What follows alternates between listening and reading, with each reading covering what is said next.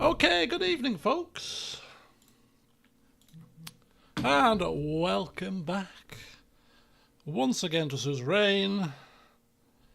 It's been a little while since we last played this. Oh, it's quite loud. Joker Drake, good evening. Crazy Canuck, welcome. Welcome. Wow,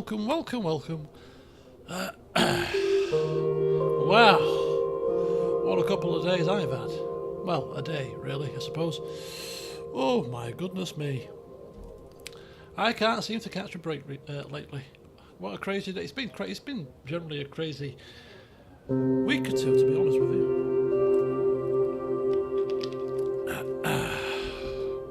But anyway, so I start... Every little noise, bang, thud, I'm now on edge. My work laptop bag just fell down. Bloody hell, break out in some kind of kung fu here. Yeah, crazy day.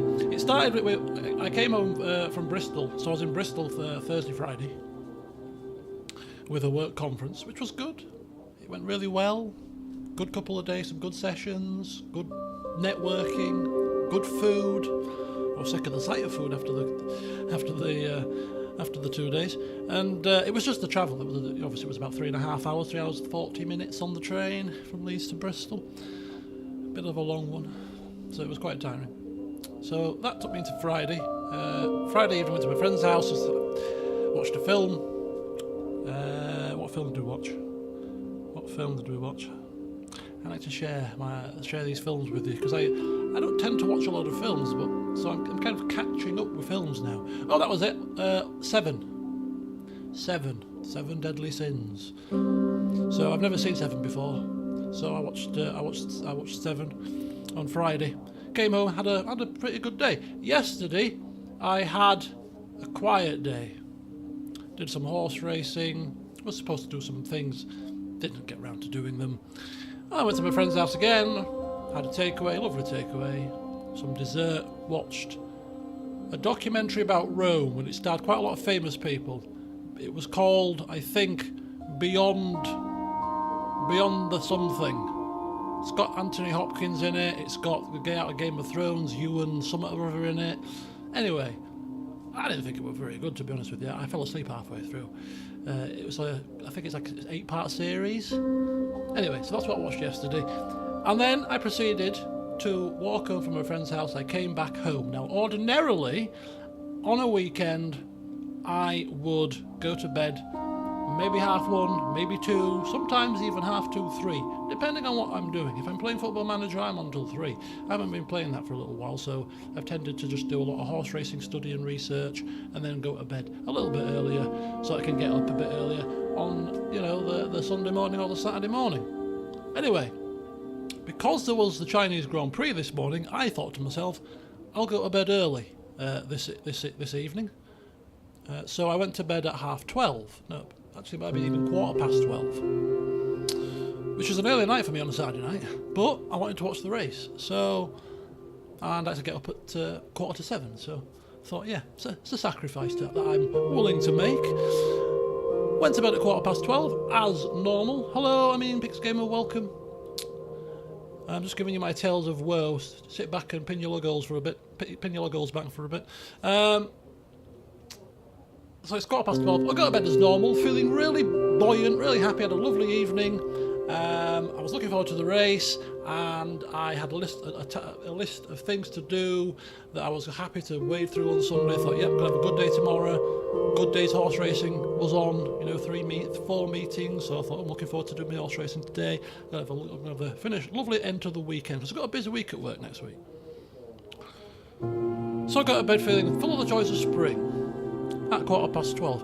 At about 2 o'clock, pretty much bang on 2 in the morning, I hear a thud. I open my eyes, wakes me up. So, now, obviously when you're woken up with a thud, you're kind of coming round. Sometimes you hear things, or you think you hear things, and it's not a thud at all. It's in your dream you heard a thud, and your dream has hit a point where it wakes you up. So I was kind of in did I hear something? I thought I heard something. No, No, can't have been. And then about 10 seconds later, there was another thud. I was like, okay, I heard that. Hang on, what the hell is that? But we get a lot of foxes, a lot of animals in the garden lately. So could it have been an animal? Could it have been foxes fighting? I don't know. You go through, it all rushes through your mind at a split second that you're kind of trying to comprehend what the hell's going on outside. Because I live in a quiet street, and apart from 10 years ago when my dog chased a burglar out the back garden, since 1976 that the mother's owned this house, nobody has ever burgled it. So it's a very alien concept to me. So that's not the first thing that came to my mind. Until then I heard a shuffling sound and voices. I was like, okay, this is not normal. Sprung out of bed, at this point wide awake. It's a great alarm clock, is this. Sprung out of bed, and I've got these lovely little day-night blinds that you can just partially open them, and it puts it's hard to explain it, but it puts like a mesh. It's part mesh and part full on black, and it slides up and down, so you can have it in full down mode, you can have it in partial mesh, partial up, and then it starts to roll up and you can have it fully open. So I kind of put it into mesh mode, so I can see out but people can't see in. So I'm looking out through the mesh, and lo and behold, I see two people, two males, hoods on, face coverings on, stood by my kitchen door, on the outside nonetheless, but stood by my kitchen door. At this point, clearly something's not right. So me being me, clearly just swung the window open. Now you would expect that perhaps in my fury at the gall of these people to want to try to break into my house, that I'm going to shout expletives, what the hell, maybe shout threats, I don't know. There were two of them. So I open the window and I'm looking at them. And they obviously hear the window open and they're looking at me. And I'm looking at them. And they're looking at me. And this went on for about 10 seconds, which is not a long time in the grand scheme of things, but when it's happening, it's quite a long time. And I'm thinking to myself, shouldn't you be running now? You've seen me, I've seen you, I've disturbed you, it's time for you to go. So at this point, I'm thinking they're either not going to go because they want to come in regardless, which is a very scary prospect, or they're in just as much shock and they're kind of like rabbits in the headlight. So at that point I thought, right, I'll help you along your way. I said, what are you doing? And then, unbeknownst to me, because I'm looking at two of them and I can't see round the corner because I live, the downstairs window's a bay as well, so the bay covers a little bit of where I can see. A third person comes out. Clearly had been trying to break into the patio door. He had a bag in his hand, and he said, let's go! And then the three of them just ran through my garden and out the back through the fence.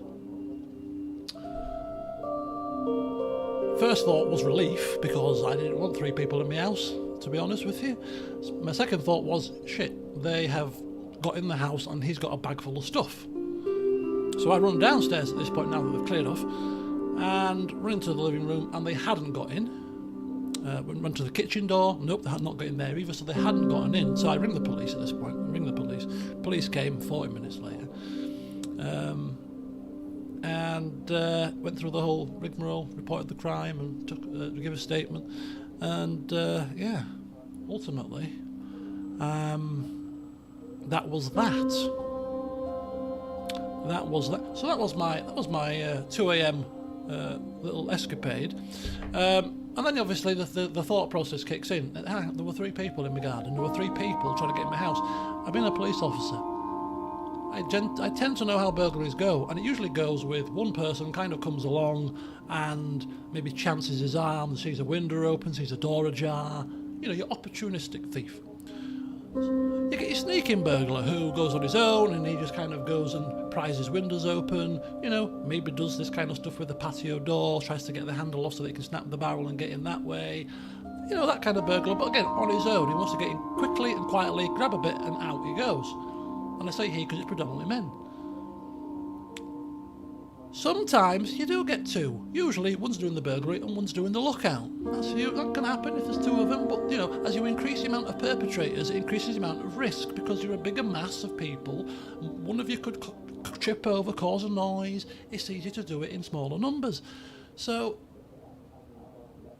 I have not come across 3 people in a burglary situation. Why were there 3 of them? Was the first thought going through my head. What were you expecting? Were you coming in mob-handed because you wanted to confront the owners, and you came in mass just in case we disturbed you because you were that adamant you wanted to get something?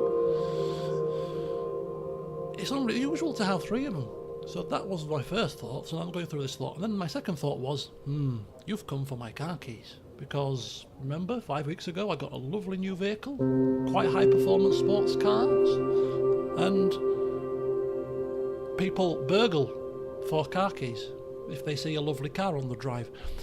4 days ago, the gas people are doing the gas on the street and into the people's properties. I think I might have mentioned it in a stream previously, maybe not. I was telling somebody else maybe. But anyway, the gas people, I'm sure it was before the Thursday football. Anyway.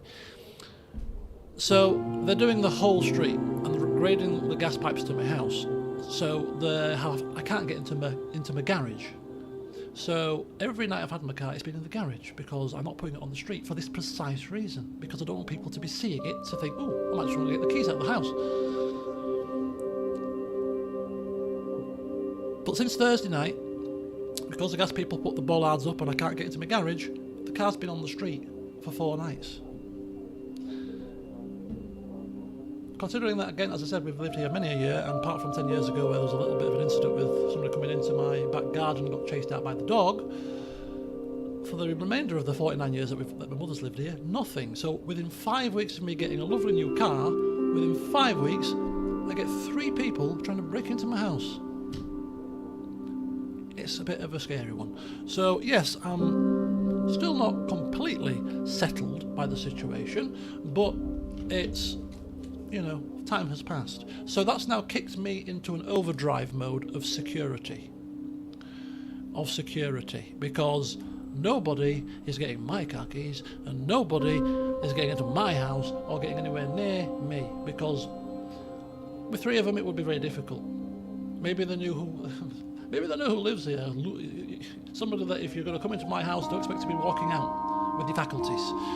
So we'll take 3 people just because, just to be safe. Because if there was 1 or 2 of them, 1 obviously preferable, and you come into my house, I don't want to come across you because I will be responsible for my actions. So it's for my own welfare that I don't want to see you in my house or come across you in my house, because I'd go ballistic. I'd be like the Incredible Hulk. I would turn just like this and I would become a wild beast. You're in my house. Anyway, so yeah, overdrive, security mode, fencing's getting done, security cameras are going up, security lighting is going up, I'm upgrading the lock on the patio door to be snap-proof. I'm putting latches on the patio door as a double kind of deadlock security situation. All my internal doors are getting locked tonight, so if you get into my living room, happy days, you've got through the patio door into my living room, you've got 30 seconds before the burglar alarm goes off. But the living room door into the rest of the house is also locked, so you've got to then make a noise to get through that, at which point the alarm's going off, the street's going on, you ain't getting in the house, mate. Take what's in the living room and do one. So yeah, kitchen door, living room door, all the internal doors are getting locked on a night, so that if anybody does get in via one of the external exits, they've got a further barrier to get through. Yeah, I'm going security mad. Oh, and the final security piece, I was umming and ahhing for some time about replacing my beloved Tess, who passed away 18 months ago, who was a German Shepherd who saved us on 2 occasions from people getting anywhere near my house. They decided they want to help themselves in my back garden. I'm getting another German Shepherd. Come and burgle my house when I've got a German Shepherd here. Forget what I'm going to do to you. Teeth. I've seen what them things can do to legs. It requires plastic surgery. Yeah, you ain't going to come in my house. And all of this is happening in 4 weeks because I can't sleep here until all that stuff's done. Simply can't. It's feel not happy about it, let's put it that way. But yeah, but they did just bolt. Yeah, there were 3 of them exactly. As I said, if it was just the 1 or maybe even 2, I wouldn't feel as bad, but it's the fact that the three have got three.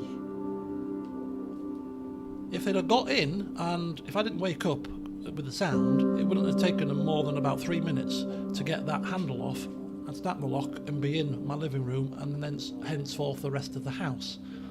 And I highly doubt 2 of them were there just for the jolly. So that would have been 3 people mooching about in my house. Can you imagine that? Not 1, not 2, 3 people just helping themselves round your property whilst you're in it, sleeping upstairs. The more I talk about, the more I'm putting the fear of God into myself. But anyway, so no, we're working earnestly to ramp up the security, so that any sort of future attacks, whatever you want to call it, attempts, will be far more difficult. Because they do say that you don't have to make your property necessarily like Fort Knox. You've just got to make it less appealing than the houses around you. So if the houses around you have got a window open and door wide open, ajar, and no lighting, and everything's very vulnerable, you put a camera up and a bit of security lighting. Your house is more protected and a bit more trickier than the house next door. So so by making my house into Fort Knox, yeah, go next door. Although there's not a nice car on the drive next door, no offence, but yeah, go next door. Or go with that, go behind, or go wherever. But if you're going to come on my property, expect a challenge to even get into the house for a starter. And then it'd be like running the gauntlet. If you manage to get over the 6-foot high fence as a starting point, I'll end on this and we'll start playing the game. If you manage to get over a 6-foot fence, which is going to have anti-burglar paint applied to the top of it, I'd probably draw the line at barbed wire. It's probably illegal. But if you manage to get over the fencing to get into the property, into the back garden next time, that's step 1 complete. Then step 2 is you're going to have to negotiate and scale a second fence to get into either the patio area, or you're going to have to scale the gate and another fence to get into the steps to get up to the second layer of the garden. If you can manage to do that, good on you. At that point, there's going to be a big dog bounding towards you, more than likely. I mean, if you somehow manage to cajole the dog with bits of meat and it likes you, then you've got the house to tackle, which has got high security locking mechanisms on both of the doors available. So you're going to have to make a noise and smash the window. You're going to have to spend a lot of time trying to figure out how you're going to break the locks because they're not snappable. Blowtorch, maybe? I don't know. There's methodologies, isn't there? Sledgehammer to that. Too noisy. Off you go. I'm probably still watching you through the window and timing you at this point. How long till you get bored? Right, okay. Oh, it's cracking on. Hang on. If just by chance you manage to somehow get, I don't know, like a peanut brittle hammer that you used to get as a child, or the toffee hammers, put a little towel around it and tap the double glazed window in a corner in such a manner that it's so quick and quiet that the glass doesn't make a loud bang when it explodes, and it just kind of and falls to the floor relatively silently, like some kind of miracle, and you manage to get into the house, I'll take my hat off to you. At that point, you think, I've not come for a 42-inch TV, that's so last century, the laptop that looks like it's ancient, the tablet that's 5, 7, 6, 7 years old. There's nothing worth anything in this living room to take. You're quite correct. Therefore, I'm going to go to the rest of the house, where the car keys might be on the front hallway table. Clearly not, I'm not stupid. The door's locked. The door's not opening. Oh. Bang, bang, bang, as he tries to open the internal door. At this point, the alarm's going off, because it's been more than 30 seconds whilst you've tried to process this, you dumb, stupid idiot. The alarm's sounding, and at this point, the whole street's awake, I'm awake, every household's awake, I'm shouting, oh my God, what's happening? I've got the baseball bat from under my bed. I'm running downstairs at this point. I can hear the internal door banging and crashing. I've got a dog, the dog's outside. I've got a bat. You might want to turn back now. Final warning before I kick the door down and smack you in the face. No. You get the picture. Fort Demo, indeed. If the person can get through all of that to get into the main house, do you know what I'll do? I'll hand the keys to you, to the car, with my hand and said, you know what, pal, you deserve to take it for a joyride if you've got this far. Have the case, off you go. I respect. You're a top-notch burglar. Anyway, there's a moral to this story in 25 minutes of flim-flam. I'm sure you'll excuse me for this. I just have to get it out of the system. Security conscious, please, each and every one of you. We take sometimes for granted the fact that we live in a house and we feel very safe and secure in our homes, which we should do. Our home is our castle. But it doesn't harm sometimes to do a security survey. And if there's areas of weakness within your property, you think, like I've had an entry point in my back fence because I refused to fix it for over 12 months. And, that's how they got in and got out. Ex-police officer, for heaven's sake. So, yeah, if you've got any sort of security weak points or anything like that, you might want to fix them. If you think, I've got some, really weak locks that could probably do with being upgraded, might be just worth it. Because you just never know when people on the prowl decide it's time to come on in, uninvited. Unless you live in Norway, or maybe even Finland. Scandinavian countries, very low crime rate. They even leave their doors open, so there you go. Can you imagine leaving your doors open in this country? Big sign, come on in. We don't believe in locks. Help yourself. Dearie me. Anyway, welcome to Rizia, where that wouldn't even happen. Rizia, you can leave your doors open as well. No crime here. We've legalised drugs. All is well. Hello, Canon viewer.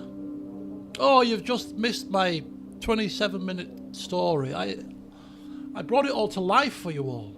You'll have to go back and watch. If they talked, I would have done voices and everything. Anyway, no. Suffice to say, I've messaged my manager on a text message on her work phone, so she won't pick up till tomorrow, to ask for the day off tomorrow, because clearly I'm not going to sleep tonight. It's the first night after it's happened. I'm going to be a bit on edge. I didn't sleep yesterday. I got 3 hours sleep, so I'm going to be a bit tired tomorrow morning, I feel.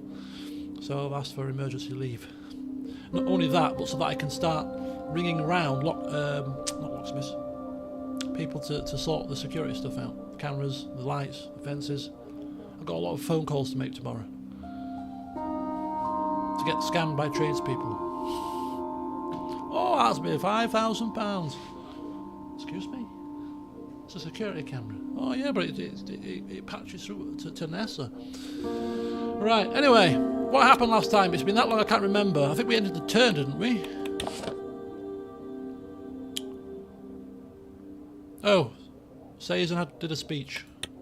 He loves his speeches. I think we read all of these news articles and stuff before we ended the session so that we could crack straight on. I think. Oh, the elections, yes, of course. We supported them with a little bit of money. Rumba coming south. And a migrant ship capsized in the Gulf of Moria. We mourn the tragic loss of life. Clearly our king is interested. And oh yes, we had an evening in the palace to look forward to. Was that the only thing that we had left? No. I mean, it's got a lore icon. I don't think it's an evening in the palace, chilling out with our feet on the desk. Just the police is fine. Yeah, okay, just the police. That's 4,000 then. I'll knock you $1,000 off.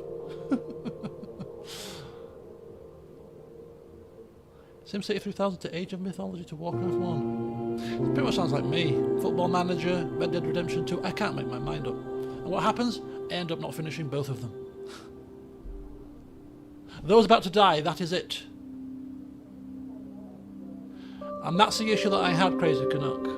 It was the quality. It just seemed a bit low production, didn't it? Considering the stars it had in it, I was expecting like a movie type performance, and it was like, this is a bit naff. And some of the CGI was horrible. But my friend, she liked it. She stayed awake for the whole hour. I fell asleep halfway through the first episode. And she quite liked it. So maybe I'll give it another chance. Great music. That's very true, actually. The intro theme alone was pretty nifty. Yeah, so maybe I don't have Netflix at home, so I'll have to try to find it with other methods. Yes. The RNC kicks off election campaign. Right, we've got an evening at the Palace. We're going to press on now till about 10:30 this evening, because I've started later, and hopefully we'll have some fun. Because I have to have a dinner as well, that slows things down too. Right, Palace Resna. On the palace balcony, I sought refuge from the relentless affairs of the state. Oh, sorry. I knew something else I was going to say. Tales of woe. That's what I was going to say. I've had not the greatest few days, because if you can tell actually, I came down with the startings of another cold again on Friday. Sore throat was on, scratchy, horrible sore throat, and I'm a bit sniffly today. So I was going to say, look, yeah. It's been a lovely week. How was your weekend? Yeah, picked up a cold and almost got broken into. Apart from that, yeah, it's been perfectly fine, thanks.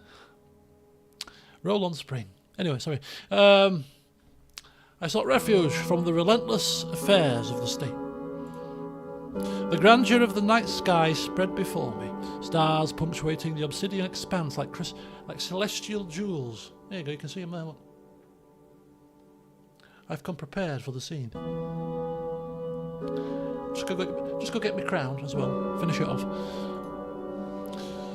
And the city's distant lights shimmered, a testament to life continuing beyond the palace walls. Amid this tranquil backdrop, I found a brief respite from the responsibilities that weighed on my shoulders. It was during this peaceful interlude that Captain Gordian approached. His presence on the balcony hinted at an urgent matter, a reminder that as a monarch, even moments of solitude could be fleeting. Good evening, Your Majesty. Yes.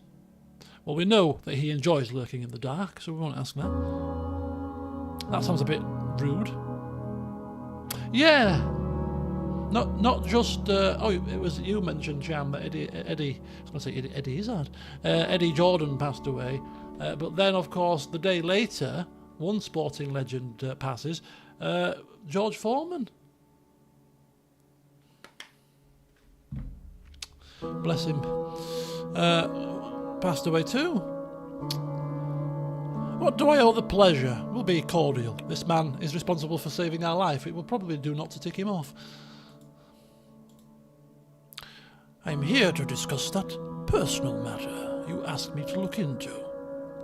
Oh, the one concerning His Majesty, King Valero.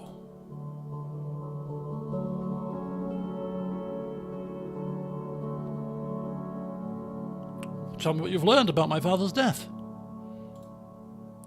Allow me to begin by stating that I've made significant headway in identifying potential culprits. Oh. So you do suspect foul play? Regrettably, yes. Multiple individuals raised strong suspicions. Okay.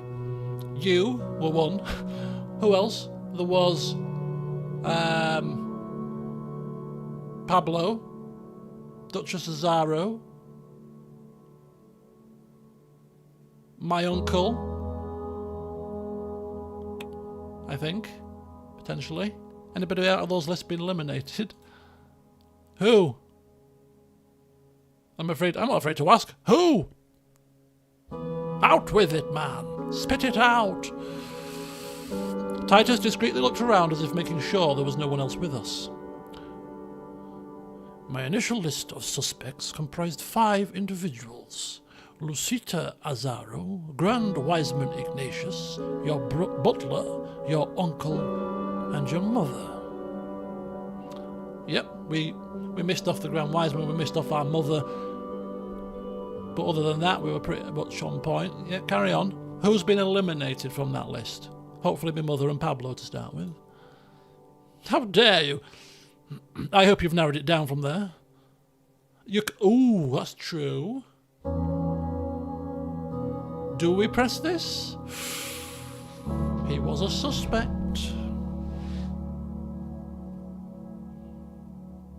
No. we'll see what we'll let him offer it up. We'll test him here. We'll test him and see if he wants to add anything else to the list. I hope you've narrowed it down.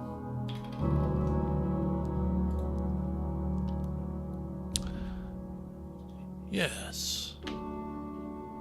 That's what I'm here to talk about.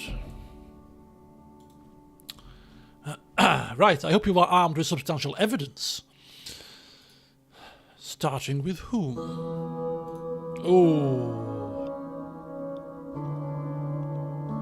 Oh, so everything. We're getting everything here. The whole kit and caboodle. Right, start with my uncle. Why him?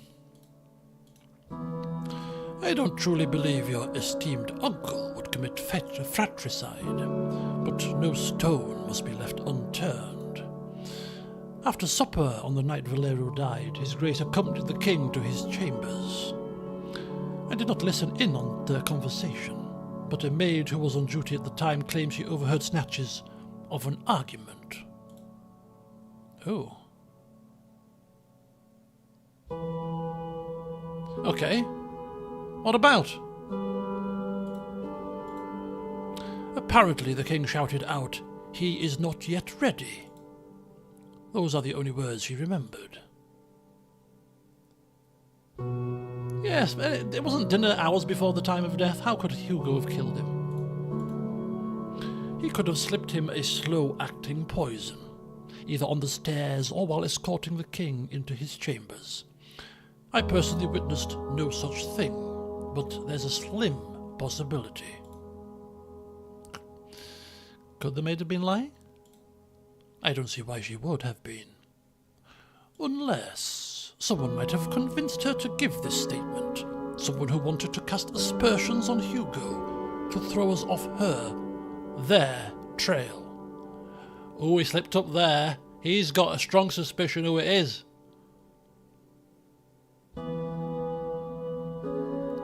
Hang on, pal.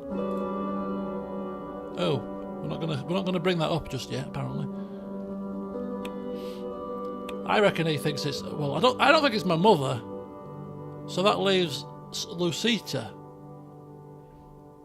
I mean, those military types.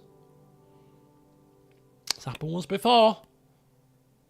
Right, okay. Is there any other reason to suspect Hugo other than the maid?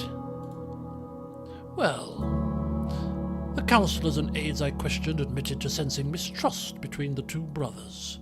But King Valero's paranoia at that stage of his life is well documented. It was going to come today, Jam, and that's the honest truth. If I was to take a screenshot right now of my calendar, it was in there to do at 10 o'clock this morning. But after all the events, it'll come tomorrow. I've got a day off tomorrow, so I can get that up. Obviously, it's like only 2 weeks away now, so I need to get something up very quickly. Excuse me. Was it 3 weeks? 3 weeks. 3 weeks yesterday, I think. So yeah, it's coming. I've got a theme for the anniversary stream and everything. I've got a nice little theme. I've also got an activity to kick things off for you all to get involved with, which is going to lead to an agenda item, which is going to be fun. I'm really excited. Really excited. So yeah, I've got a theme for it. I've got a nice little activity to kick it off, which is going to have some of you scrambling about a bit behind the scenes to get something set up. Okay, stay tuned. But anyway, yeah, looking forward to it. But I'll get that video update up tomorrow, because I've got hopefully, if my manager agrees to give me the day off, which I'm sure she will. I mean, it's not unreasonable to ask, is it? I'll just be burgled. Heaven's sake. I need a day to come round and recover and rest and get some security organised. I'm saying this like I'm potentially not going to have it, get it off. I know I'm getting it off, it's fine. Anyway.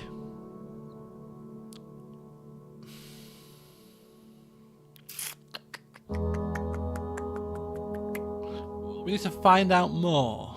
Do we need to find out more? It is a bit vague.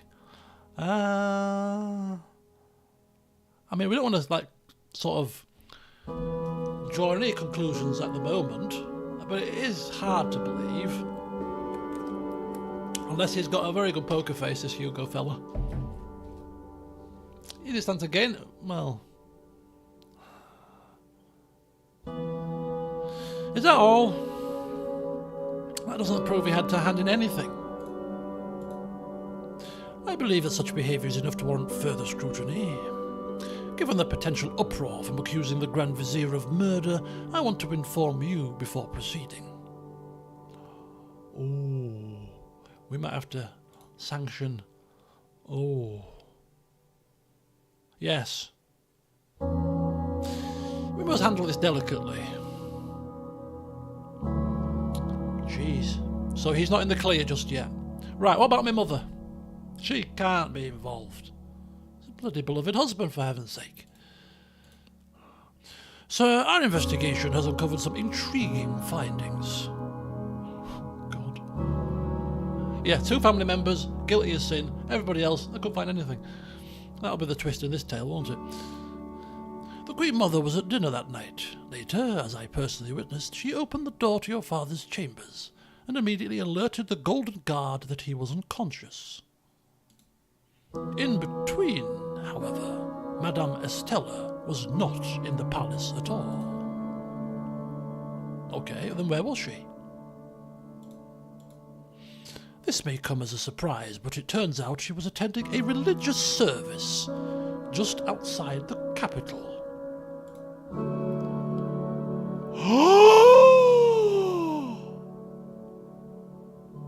I mean, that's the reaction you get when you find out somebody's being murdered or something, killed, you know. But don't forget, we are a devout religious person. Devout. And my mother is worshipping in a unrest service. Ordinarily, if I wasn't playing a devout religious person, this would be like, well, what whoopee-do? She's free to do what she wants. This, for my character, is a catastrophe.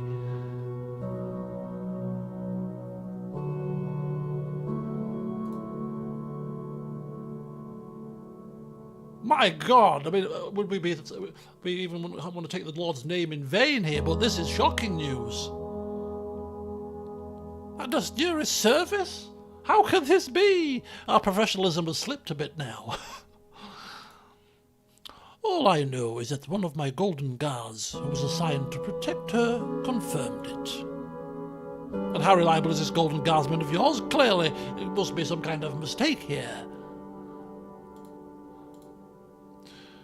The individual of which I speak is very reliable.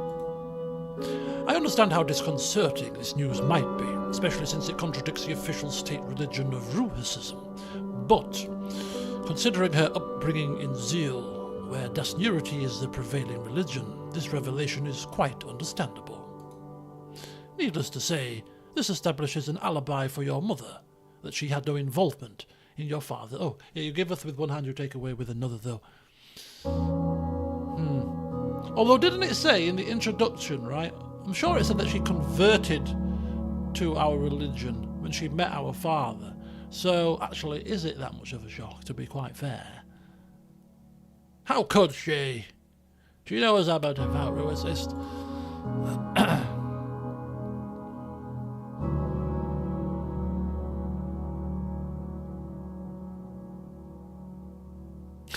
Even more concise summaries. Sure, but she still doesn't excuse her. It doesn't still excuse her attendance at a Dasnurist event. It is an affront to our faith, the Queen Mother. I shall have to sleep, and what I'm going to do about this? Slams down the goblet. Tell me about Rosita. Now make it good. Hopefully she's number one suspect. I need concrete evidence. My suspicions stem from Rosita allegedly visiting King Valero's chambers on the night of his passing. Allegedly? You were guarding my father's chambers, weren't you? Wouldn't you know if she visited? As is my duty.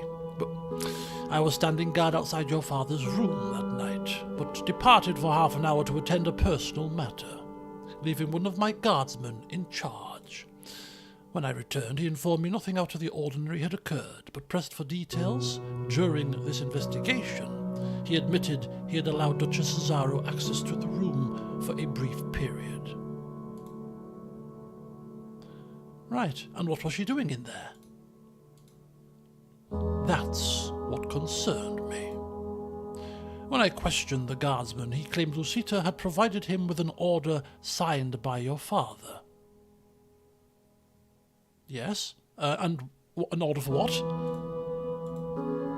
I suspect she may have been carrying a correspondence letter, but I cannot confirm it.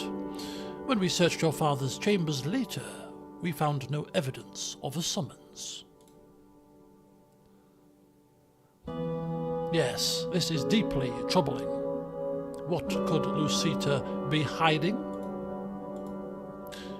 That's a question I hope to find out. Okay, so she is the most suspicious at this moment in time. My uncle, my uncle and my father had an argument. Whoopee-doo. You know, they're brothers. Who doesn't argue? Siblings, come on now. You know, mother, clearly, alibi. She's not. Lucita, suspicious meeting. Given her high rank in your cabinet and access to sensitive government information, her exact activities on that night should be ascertained as soon as possible. Right. Okay. Now, the holiest of holies. Surely not any more religious revelations. Tell me about the Grand Wiseman. And make it good news, please. My mood is souring with every suspect. Your Majesty, I myself admitted the Grand Wiseman into the King's chambers the night of his death. I thought nothing of it at the time. The two of them had been consulting privately on a near nightly basis. According to the Grand Wiseman himself, Valero turned towards God when he sensed that the end of his life was coming. Yes? How wise. I hope he found the serenity he was seeking. What's interesting is that aside from those meetings, witnesses describe your father's behavior as no more religious than usual. He was even skipping services some weeks. Are you implying that the two of them were planning something? It strikes me as unlikely, but the inconsistency sticks out to me. I haven't been able to establish a motive for the Grand Wiseman, but the means were there. Yeah, just weak, tenuous link there, not very strong. Just in case I have to pick one of the five to investigate further, clearly it's Lucita at this moment in time. Okay. And finally, Parble. As you know, I've been tasked with exploring every possibility. Prior to Valero's passing, there was an extended period during which his movements couldn't be traced. Really? That sounds very un-Parble. I'm sure, but it's unusual for someone in Parble's position to be absent for such an extended period. It's raised concerns. He possesses knowledge of the palace's internal workings, which make him a significant figure in my investigation. He paused. Further investigation, however, revealed that your butler has a solid alibi. His whereabouts during that time can be completely accounted for. Something to do with poetry, probably. There was a strangely somber tone to his voice. What aren't you telling me? Well, sir, in the course of charting Mr. Adria's exact activities on that night, my team made a rather interesting discovery. Good interesting or bad interesting? I'll let you be the judge. He drew in a breath through clenched teeth. Oh my God, how bad could this be? Parble, what the hell? After extensive interviews with palace staff, it was determined that Parble spent an inordinate amount of time in the wine cellar. Right, okay. Some suspect him of having a secret rendezvous. Really? In the wine cellar? Huh? With who?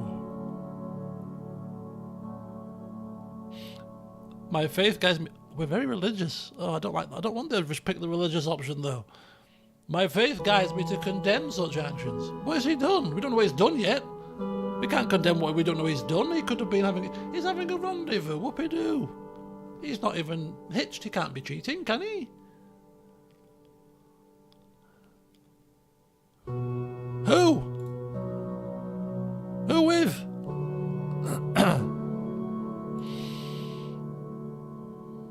As it happens, it was a delivery person from Cantuavo Vineyards who was dropping off casks of wine.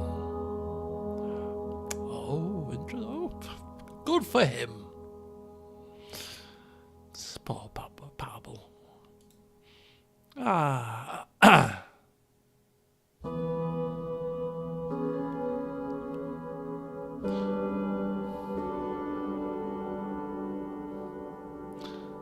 There's a lot of she's here, and I don't know. I just got the sneaking suspicion it's not a she. I don't know why. Maybe it is. We'll see. There's a lot of he, her, she, presumptuous, and I've got a feeling he's going to turn around and say it's not a she. I'll see to it that she's reported to the Cantuovos for her indiscretion. She should be fired. Yeah, we'll report her. I'll do it, Parble. We'll report her as well. I knew it. Actually, sir, the she is a he. He peered at me closely, trying to gauge my reaction to the news. Oh, hang on a second. Homosexuality, is it illegal in this country? I can't remember. I'm sure there was something. Welfare. Or was it not? Oh, I'm thinking about the Das Neuris thing. I can't... Is it order? I'm sure. Maybe I didn't.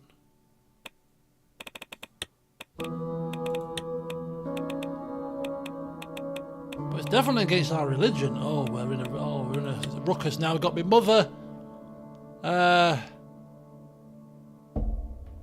Worshipping Das Neurity, and now we've got our Parble going against our religious views. They might well have killed my bloody father, is right? What did I say about family members? I knew it! He must repent. Oh, this feels really harsh. We were really harsh with Parble when we were younger, to be fair. And then when we obviously had the opening scene with him, and we had the bath scene as well. Which is where our suspicions it was a he came from.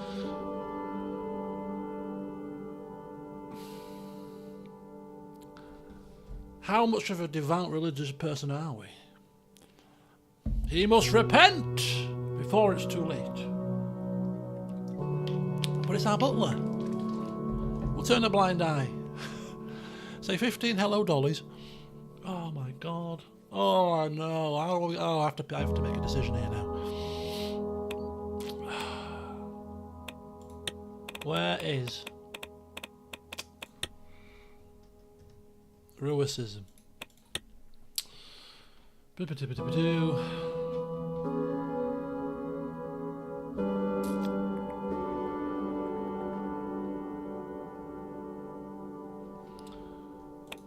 Or how about Golcondism?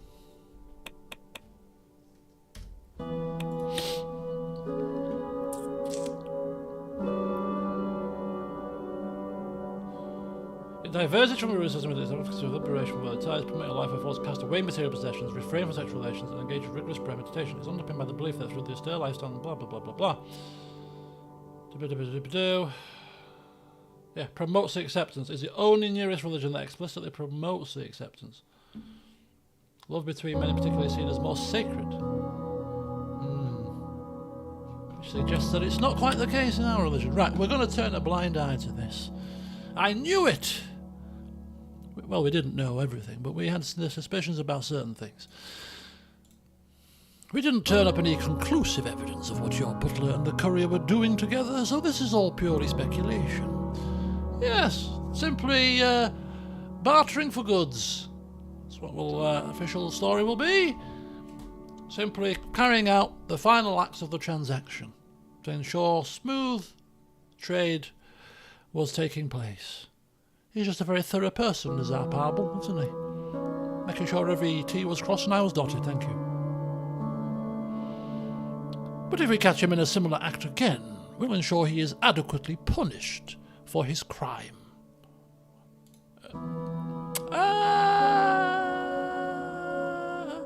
A pervert. Oh, hi.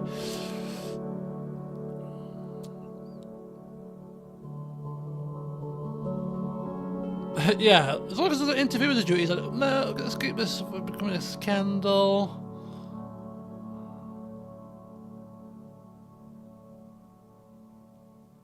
Yeah.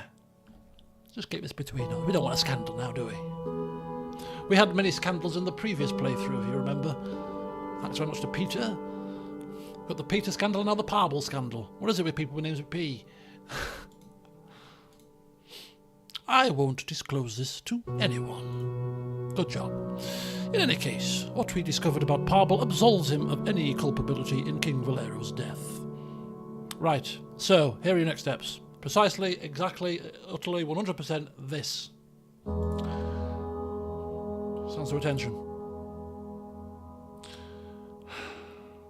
Keep looking into Lucita's motivation. Everything else is a bit wishy-washy. Grand Wiseman, the man was dying. Could have been last rites, anything going on there. And, as a devout religious person, I refuse to believe that the Grand Wiseman is capable of plotting some scheming and murderous plots. So no, it's not him. Hugo, clearly, an argument between siblings. Nothing more, nothing less. Some maid story that they had an argument, whoopee-doo. No. However, shady dealings with Lucita and my father, but there's no official record of her needing to attend, and there's no record of what was signed, and she's not even mentioned it to any of us since. Extremely suspicious. Keep looking into her. In the meantime, I shall treat her with the most due respect so that she doesn't get suspicious. Thank you. Consider it already handled. Don't forget also, right, she was very, very, very much about, I want to investigate the Pale situation, I want to investigate, give all the funding to my spies. Oh yeah, give all the funding to your spies, really. Give her control of the Isa. Oh, I'm seeing it now. That second one we actually did allow to happen, actually. We did give her control of the police of Isa. Yikes. Maybe Hugo all up. Maybe she is stirring the unrest. Hang for it's all the cogs are whirring now. The cogs are whirring now. He bows and bids us good day. And alone once again, I return to my thoughts, which now are about the investigation. Yeah, my thoughts have just suddenly gone. I've got lots to think about. No more disturbances, please, for the next 2 hours. And bring me wine. I assured myself that investigating Lucita was the right course of action. I took no pleasure in suspecting my own counsellor, but it had to be done. But if Titus's suspicions were true, it raised a significant question. Whom in my inner circle could I trust? Dun dun dun! I could trust a man with a twirly moustache and a British accent, because that's what I've given him. I trust an old lady, economist person. I don't trust a military duchess. How she so gracefully fell into my arms. Oh, I've fallen. Ah, help, no. There could be some wider plotting and scheming going on here right under my nose, and I've been blind to it the entire time. Salabez. House says and calls for opposition vote.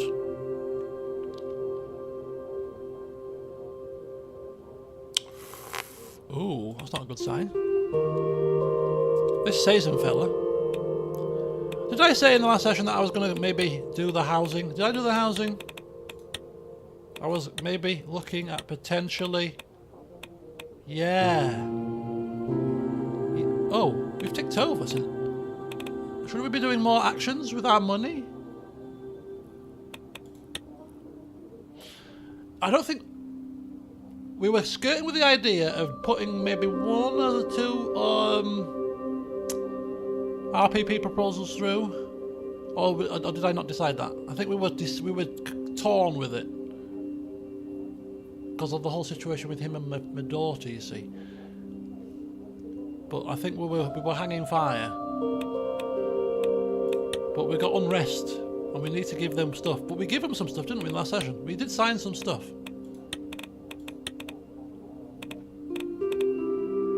Yeah, tenant protection laws and the residence and work permits. Oh yeah, we've done some stuff for you. What more do you want? You greedy swines.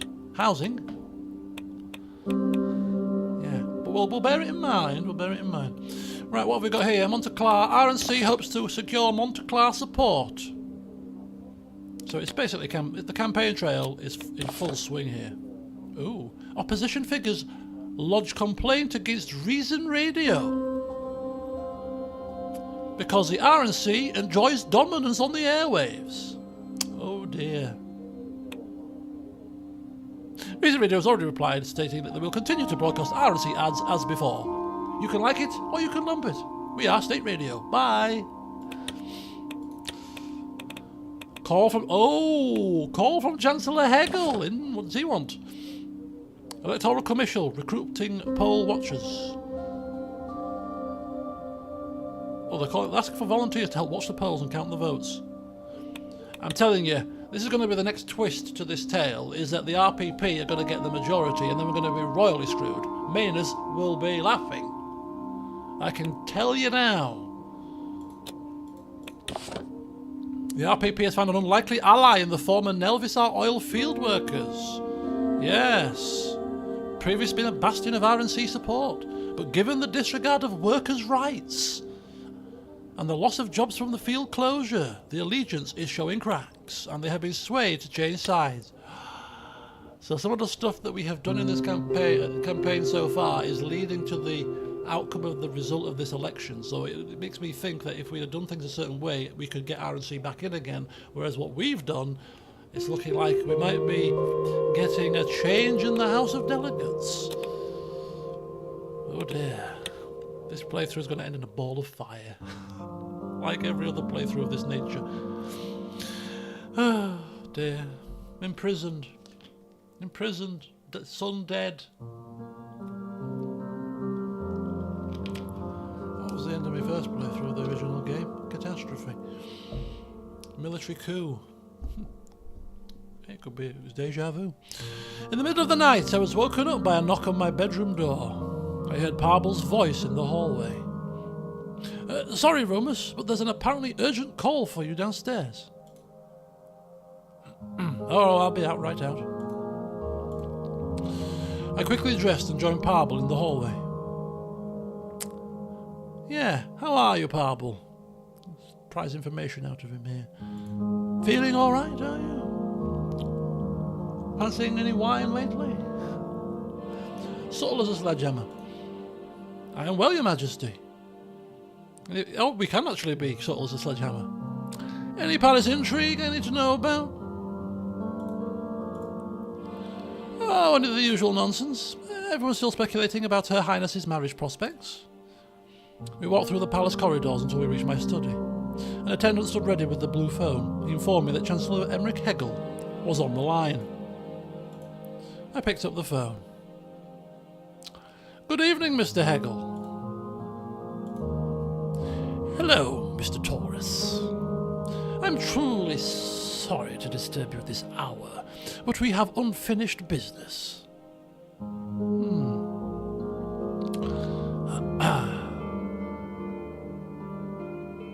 What do you mean? The nationalization vote was unsuccessful, but the future of the trade zone is far from decided.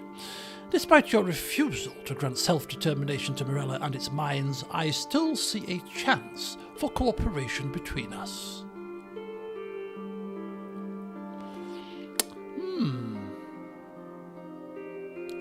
You're right. Our differing opinions on the myth shouldn't keep us from making other agreements. Within reason. I'm happy you see it that way. Different as we are, there is one point on which we may agree. The Republic of Lesbia does not belong in the Meftian International Trade Zone. Oh.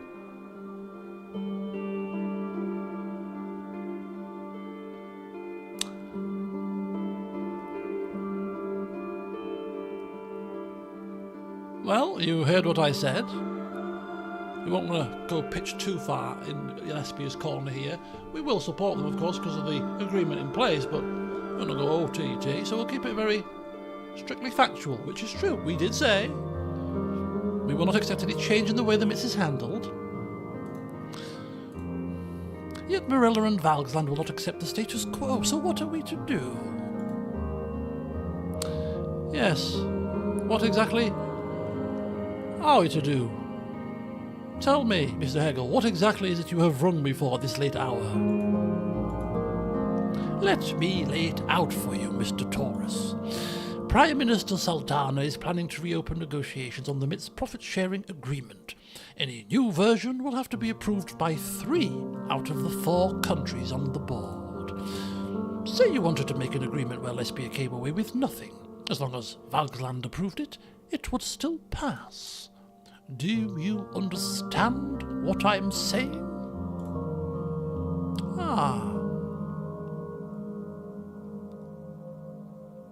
You want me to screw over my business partner? I wouldn't call it a partnership. Alvarez will do exactly the same thing if given the slightest opportunity. At the end of the day, I am only asking you to act in Rizia's best interests.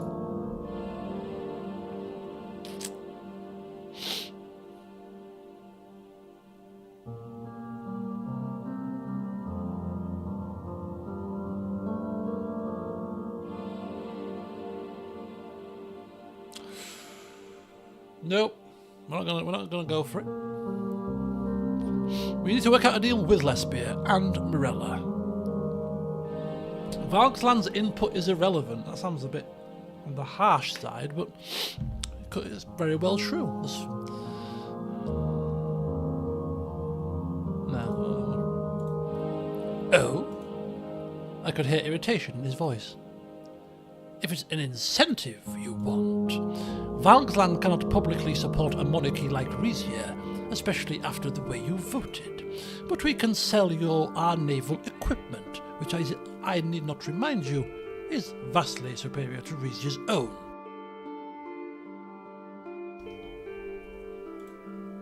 Make sure Lesbia winds up with nothing, and Valgsland will assist you with a significant upgrade. We don't need it, actually. We're even selling our own ships for profit. Why would we want yours? I'm afraid Valgslandian aid would be a red line for our partners in grace. It would not be aid. We would only make our vessels and equipment available for purchase. Besides which, you should not care about the opinion of a group of inbred despots.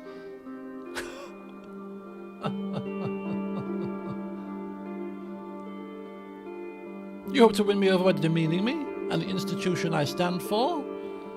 Show me some respect. You dare speak of respect? Why should I respect you when you don't respect the will of your own people? Because I'm holding the cards. You're the one calling me in the middle of the night, remember? There was silence on the other end as Hegel seemed to collect himself. Very well. Oh, we got an apology! On that note, I'm just going to go my dinner and I'm going to come back and see him scurry with his tail between his legs. Bloody hellfire.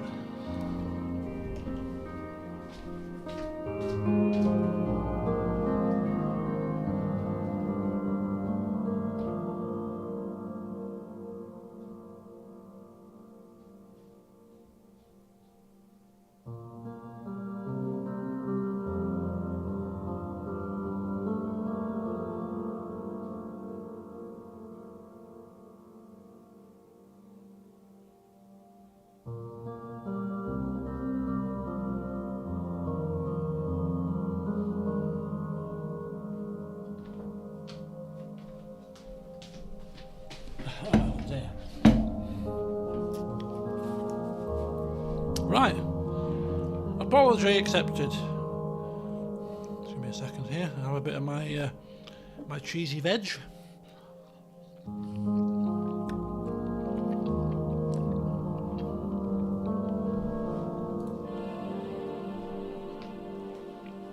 Just tell me, can I count on your cooperation?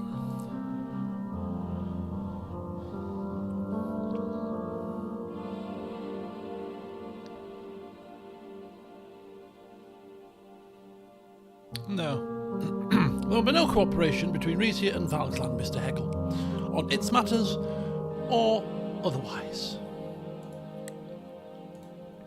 I suspected as much. He sighed. For some reason, my people are crazy about the Rizian royal family, because of your history with the Valgos Empire, I suppose. But you're no better than Lesbia. Prime Minister Sultana will see right through you both. Good night, and give my regards to the princess.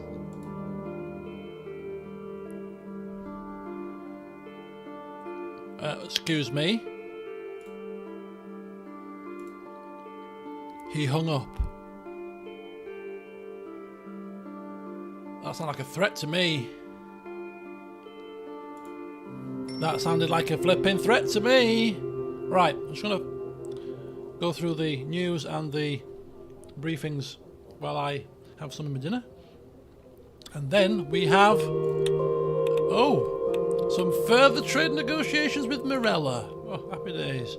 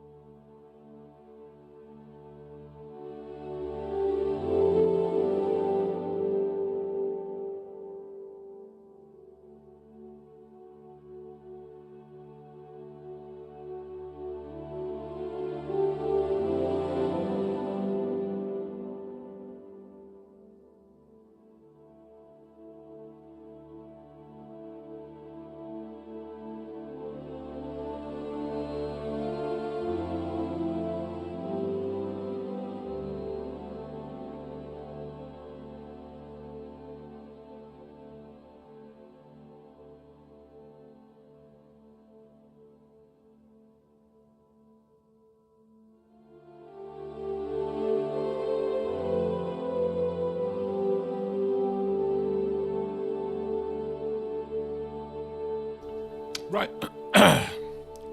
Just about got halfway through my lovely lamb dinner this evening.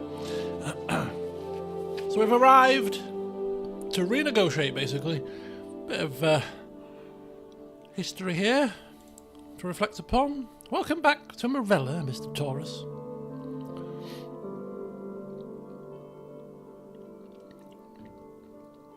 Quite a lovely park you have here. Homemade pizza. Oh, delicious. What was the topping of choice? She smiled. I like it too. The Meridian Emperors found beauty in control. Today we find it in freedom. She motioned for me to follow her. A barely marked path led to a dense bamboo grove. We walked in, shadowed by our guards. This was all planted after the Valgs left. Amazing how fast it grows. As we kept walking, I noticed the corner of a wooden object peeking out from behind the stalks. I stopped and pushed the stalks aside. It appeared to be a memorial plaque carved in traditional Valgish style. It was a square-jawed man, Axel Reinhardt's exact double, triumphantly hoisting his sword atop the park's central hill. An inscription below it read, "In commemoration of the brave deeds of Otto Reinhardt, Viceroy of Parley and loyal servant of the Valgos Empire. Chestnut mushroom, sweet corn, onion, and a generous helping of mozzarella." Oh, nice. Oh, yes. Sounds absolutely delicious. Sprinkle of herbs. Yeah, a bit of the old oregano on there. The taking of Kvet, our punishment for siding with the wrong house in your war of succession.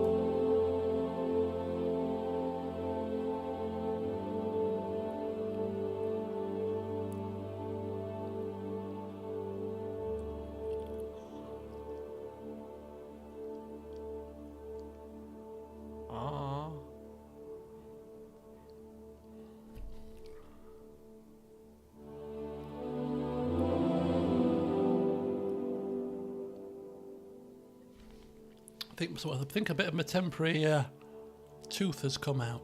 Supposed to be having it inlaid on Wednesday. I wasn't supposed to chew on this side, but I've got bored. I've got sick of chewing on the other side because I can't. It's not the side that I normally chew on, so I started chewing on this side a bit more now. So maybe I think I've loosened it with some of this chewy lamb.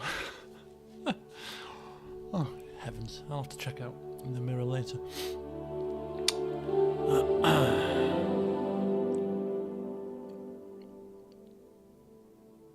The Valgos Empire used our family's conflict as an excuse for a land grab.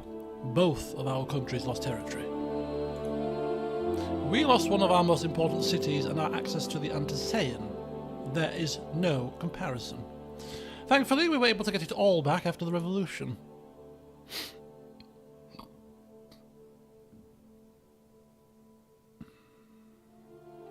Valgland may be a republic now, but its motivations haven't changed. You should be wary of your new friend, Mr. Hegel. His administration has made an admirable attempt to atone for the Valgos Empire's misdeeds. The world would be a better place if more countries followed his example. And the Reinhardts? What do you think of them? Believe me, there is no love lost between Morella and the Reinhardts, but we are happy to let them keep their little piece of land, as long as they stay there. At the end of the path we came to a small cylindrical building that looked strikingly different from anything else in the park. A traditional Morellan tea house, historically a place for exchange and a refuge from prying eyes. We had a seat inside as our guards kept watch outdoors. The low-ceilinged room was decorated wall-to-wall in colourful woven fabrics. In its centre, smoke rose from a roaring fire pit up through a hole in the middle of the ceiling. A waiter came by with a tray of sukar, Morellan tea biscuits. Why, thank you. I'll take one. Please help yourself. We each took a biscuit off the tray. I bit into mine. It was a sound effect.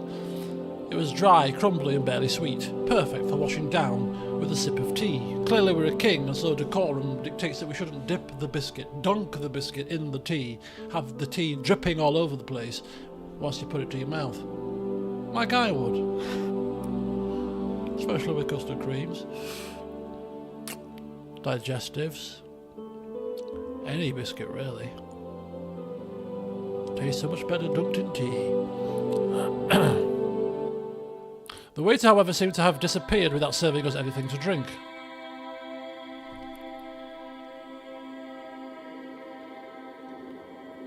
Oh no.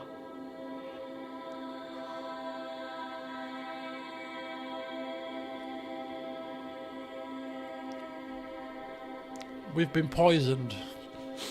We've been poisoned, mate. I think.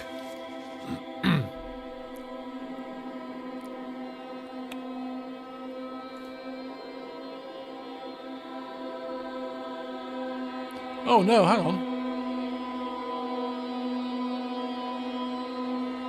Oh no, we've not been poisoned. Hang on. What's going on? What's with the music?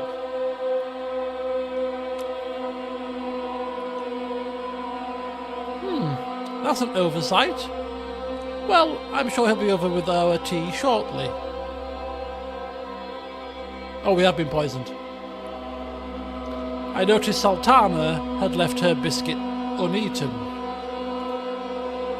In the meantime, I admit that before the nationalisation vote, I had held out hope that your kingdom would recognise its debt to Morella and agree to our plan. I was disappointed when that turned out not to be the case.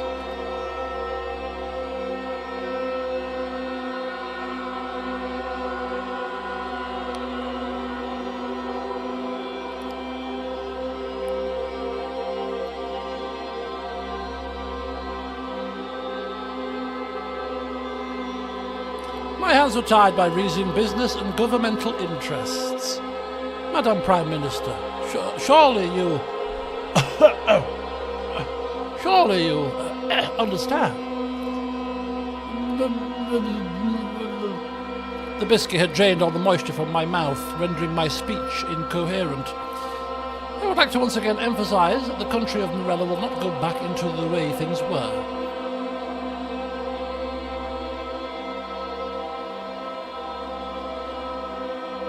Rizia is perfectly willing to meet any demands you might have. We all want the same thing, is what we're thinking when we're trying to say, but in fact we're not saying that. What we're saying is...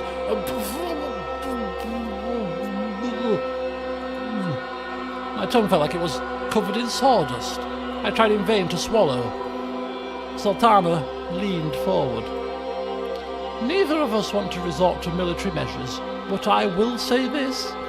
Both Valsland and Morella have kept a close eye on the Rizian populace, particularly your youth. I believe there's a certain spirit in your country, one that, if given the proper support and channels, could bring about a monumental change.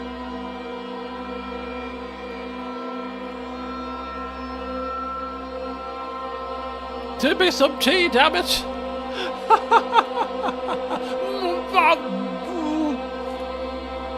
If you're willing to agree to its proposal that is fair and equitable towards Morella, you won't have to find out whether I'm right. She gave a tiny nod.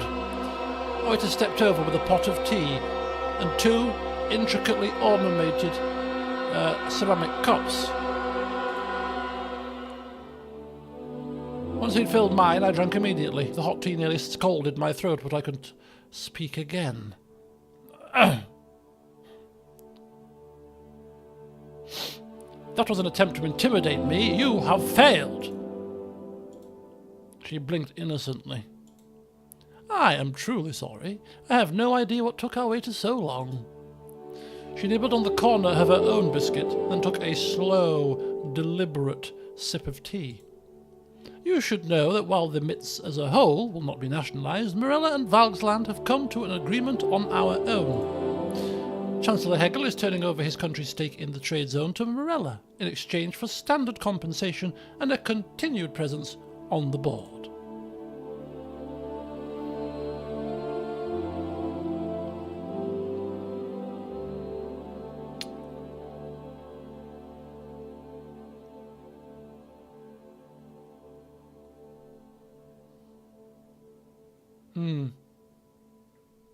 Yes, audacious of him. Well, neither Rizia nor Lesbia have approved such a sale. What Falkland chooses to do with its share is not Rizia's business. Okay, so you've got a 50% share then. What else do you want? I'll tell you. If Morella is to approve any new agreement for the Meftium ITZ, it should include better worker protections at the very minimum. That means regulations guaranteeing mine workers a living wage, limiting overtime, and promoting safety, applicable to every stakeholder in the MITs.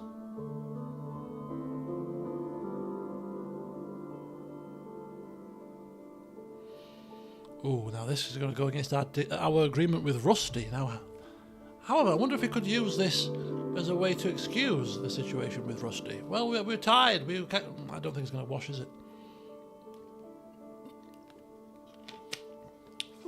Oh man, what happens if we go back on the deal with Rusty? What would happen? What was the consequences?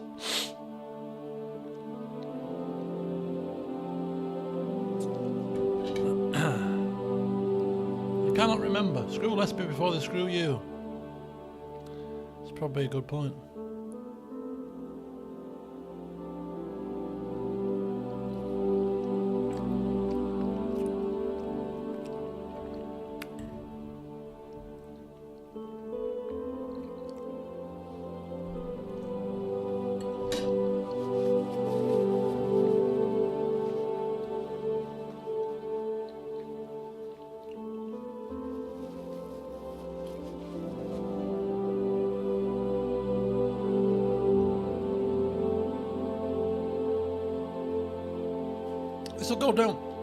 This will go down well with the people, obviously. We could spin it that, well, our hands were tied, but by the situation with the MITs.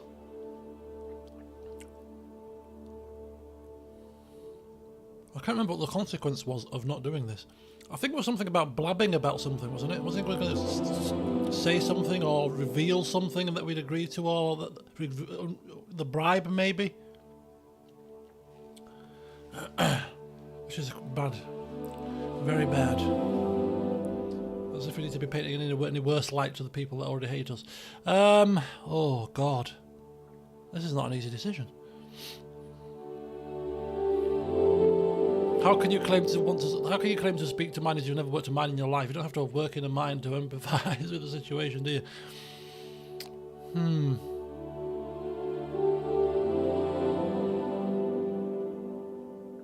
Oh, it's a tough decision because on the one hand I'm thinking, well, actually, it's not. Is it the most horrendous decision? You know, agree to it. Miners get their rights, and she gets off our back. But she tries to poison me. So why the hell should we give her what she wants?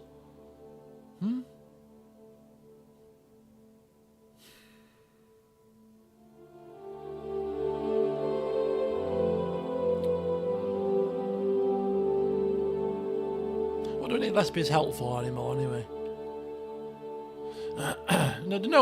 No, she's trying to poison me. Out of principle, whatever she wants, I'm not giving it to her.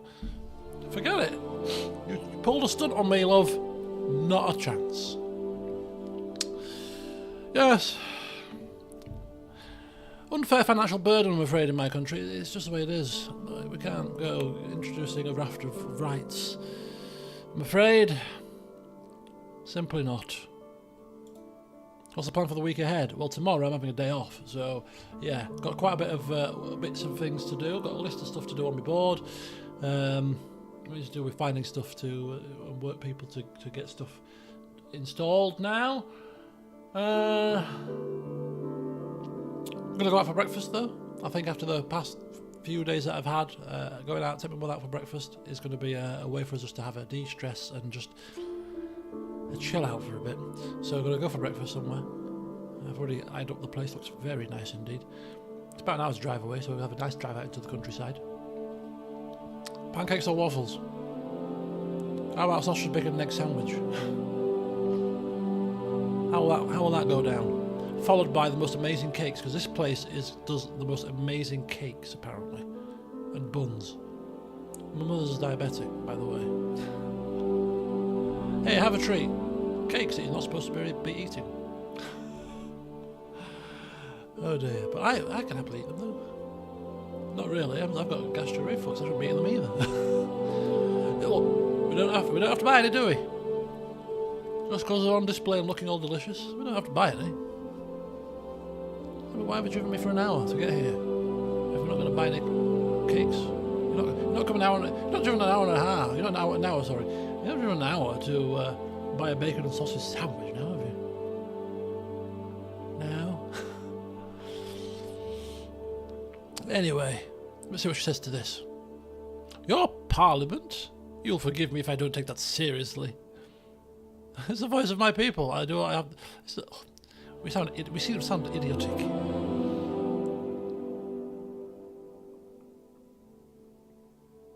The majority speaker is well connected to Rizia's businesses. She knows more than anyone about the potential impacts of these laws. I'm sure she knows all about their impacts on corporations, but on people? Regardless of your parliament's wishes, this is what I want for the gold mines on my land. We would also ask for at least one of the following. First, a financial contribution towards the rehabilitation of the Arfeld River watershed. We've had our experts draw up an initial plan that includes river cleaning initiatives, water purification systems for affected communities, and increased penalties for environmental violations committed by mining companies. I won't lie, it will be costly, but I hope you'll agree that this is a necessary step towards rebuilding the trust between its partners. Rizia never broke any laws, therefore we shouldn't have to pay at all. You didn't break the laws because they didn't exist, an omission that we are only now rectifying. Alternately, we would ask that you offer us an energy partnership equal in value to the one Lesbia proposed. Sorry, that might be difficult. We've got pre-existing energy agreements with other countries. If you're not willing to make this deal, then you'll have to be content with a smaller share. I have one final condition. Lastly, we'd require your assistance in dealing with the Durdians attempting to infiltrate our borders. Yes, I could be on board with that side of things, but 1 out of 3, we're not getting this over the line, are we? And what power does she... Oh, no, she doesn't have any powers to do anything. She's only 50% share. She's not majority share.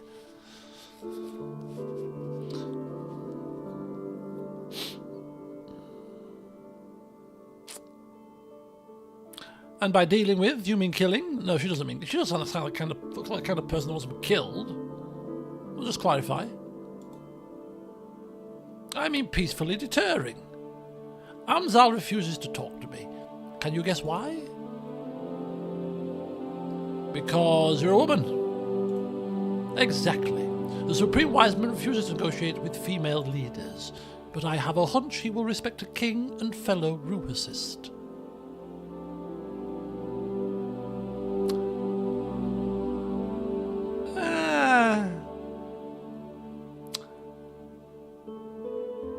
I could try my best, but I doubt I'll be able to get through to him, to be honest.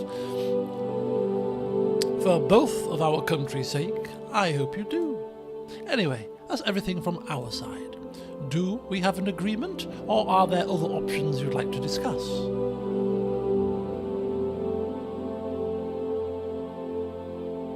Oh, Lesbia's share comes to us, so we had a 50-50 split, and then all of these in play. That would be quite a nice little jolly playthrough, wouldn't it? Mr. Goody Two Shoes playthrough. Yeah.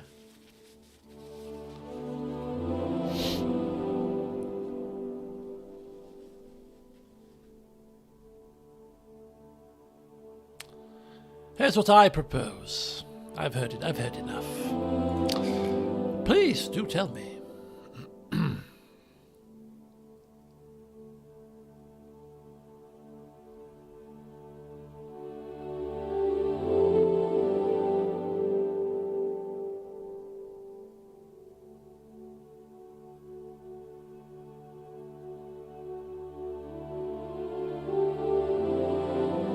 So we can So basically what will happen is if Lesbia leader was to turn around and actually agree with this woman, then I'd be screwed, wouldn't I? I was watching a video today on Twitter, or X as it's called now, and it was about a game show called Golden Balls, and Google it or YouTube it, whatever, and basically you had to pick a ball at the end that it was like steel or split, and it's oh yeah, there you go, Jem. Yeah, exactly. This is kind of like that situation. We're saying one thing, anticipating that Lesbia will say the same thing to get the same agreement. But if they turn around and we say split and Lesbia go, no, still, I'm screwed.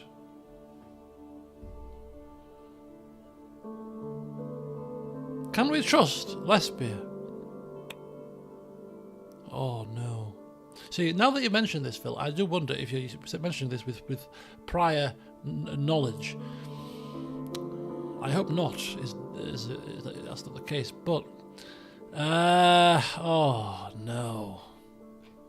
I don't like this woman, so I'm not going to do it. If we get screwed by Lesbia, then we'll have to deal with that. But no, I'm not gonna. I don't want your approval. I'm not going to shonk Morella, Rizia, Lesbia. Not kicking them out. I'm not granting you anything. So, no new agreements. Sorry about that. We'll have to remain in a stalemate, mate. She furiously pushed back her chair and stood up. I am sorry to have wasted both of our time then.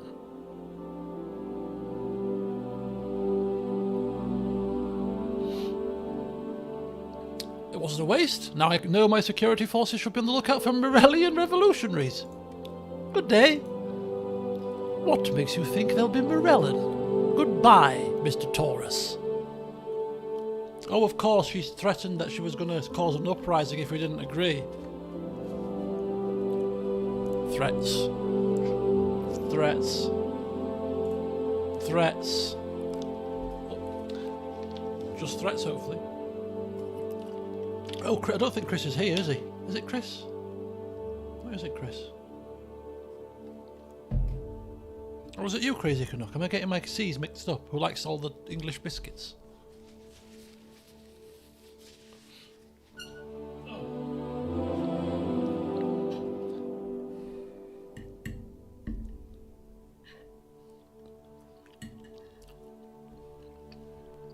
We left the tea house and rejoined our guards. Right, we'll read the rest of these, I'll finish my dinner, and then we will play on.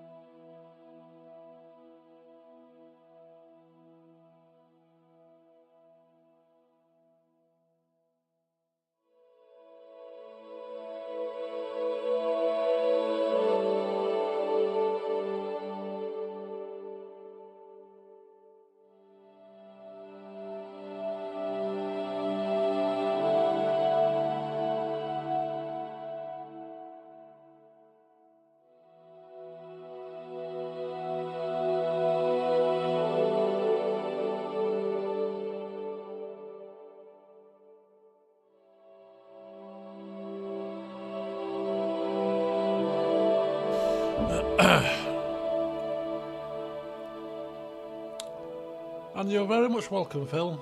Sorry to hear that you've gone through some rough times, but glad that I have been able to provide some assistance. And the reason why I asked about the biscuits earlier, because talking about tea and biscuits, of course, in the game, was I came across in Lidl last week, earlier this week, some new biscuits that they've got. Chocolate orange creams. So they're in the style of a custard cream or an orange cream, which is obviously a layer of flavoured cream between two biscuits. So the two biscuit layers are chocolate based, and the cream filling is orange, so it's chocolate orange cream. They're quite nice. I like orange cream. I like chocolate orange. I thought I'd try these. Now, if Terry's did a version, it would be oh my god, it would be the nicest thing on earth. Maybe I need to write to Terry's. Terry's, I've got an idea. Chocolate orange cream biscuit. Terry's chocolate orange cream biscuits. They would fly off the shelves. Let me write to them now. I've got a business idea for you. This could be how I make my millions. They're nice, you know, and people are buying them in the droves. Whose idea was it? It was mine. You're going to see the stream of Suzerain. Yeah, I came up with a great idea. I thought, you know what, I'll just email Terry's. Email them on a whim, for a laugh. And they took me to the HQ, and I explained my concept to them. Did a trial, got off the shelves, and now I'm earning, I don't know, what, 2% of sales? 2%, I'm not greedy, 2% will do. 2% of several millions is a million or two. Happy days. The rest was history. Yeah. Burglars? What burglars? I've got electric fencing around my house and everything. What else can I, you know, tippity top. I've got patrol guards walking around that I'm paying personally. 40 grand a year. Out of my fortunes from Terry's chocolate orange biscuits. Happy days. Listen, I went to a Paul McKenna gig Monday just gone, which I obviously told you about in one of the streams earlier this week, and yeah, it was about manifesting. So you know, I could manifest this chocolate orange biscuit right now, as Paul said. Everything that you see, apart from natural things, nature, was an idea in someone's head. I just had an idea. Now I need to act on it.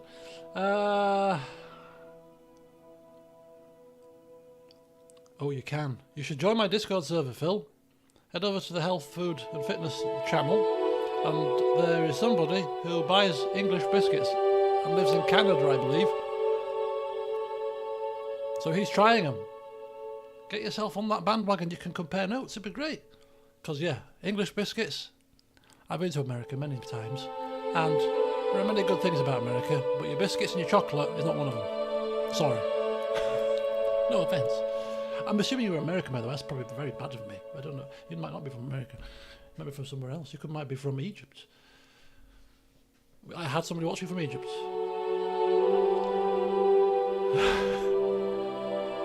You did say across the pond, so it narrows it down. It's either Canada or America. I assumed America. Please put me out of my misery, Phil. Anyway, let's carry on. What does Elena and Lorenzo want to meet with me for? Oh, look at that. You see, subconsciously I knew. Across the pond, it's an American term. But I did doubt myself there for a split second. Where's my juice bottle?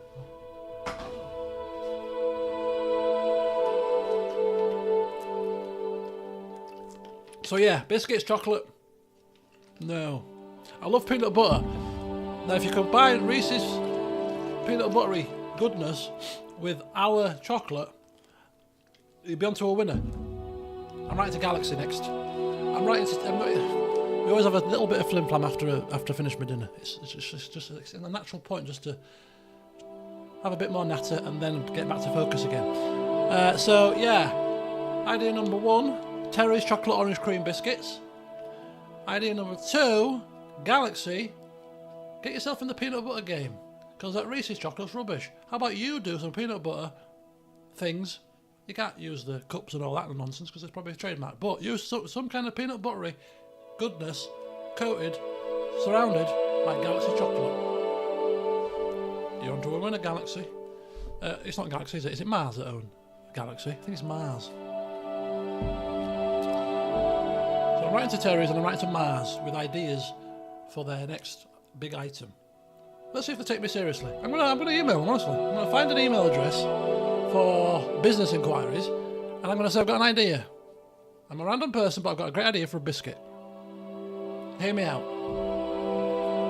I'm gonna do it for a laugh, and then if I get a response from them, I'm gonna put it on the Discord server, or maybe if I get a response by the anniversary stream, I'll give you the response in the anniversary stream. I think that's a good idea, don't you? We've got an agenda item for the anniversary stream. Just come to me like magic. Poof. The Mars and Terry's responses to my business ideas, to my confectionery next big thing. Reggae sauce. Get me on Dragon's Den. The ideas are flowing. Right. Yeah. Anniversary stream. I've just got to tell you all that, Mars weren't interested. But Terry's, it's game on. I'm going to meet them in their offices in London. All expenses paid. It's going to be great. Could it be? It can't be. They're just going to laugh at me. They're just going to laugh. Open this email. Oh, another idiot. Think they can tell us what we're going to sell off the shelves? Fool. Right. Sultana's ministers had sent feedback about the negotiations, which obviously... Did you feedback about the part where you almost tried to kill me?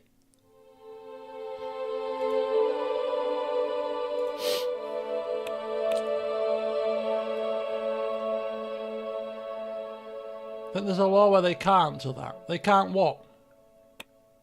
What do you mean they can't what? What, they can't make biscuits?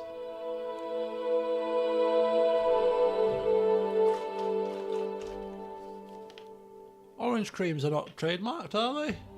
Can't take people's suggestions. Really? Why not? So it has to come from an employee?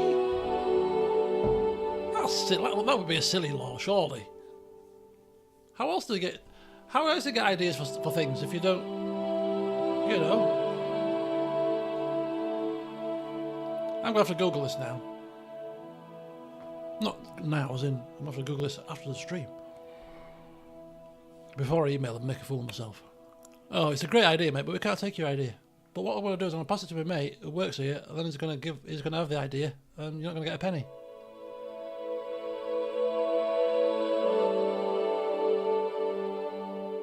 Right. So what I need to do is I need to apply for a job at Terry's. Part-time. This plan has got several steps in it, apparently. Right, anyway, my path to fortune started with an application form to Terry's. No, actually, it started in a stream. Nattering away. Your Majesty, I hope you're rested from your trip. I spend every moment caring for my people. Hey, look, I'm building them houses now. Got there eventually. Just prioritising the finances. Oh dear, this is my cold, you see.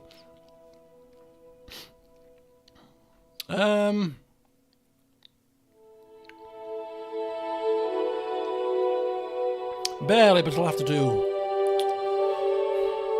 Hang fire.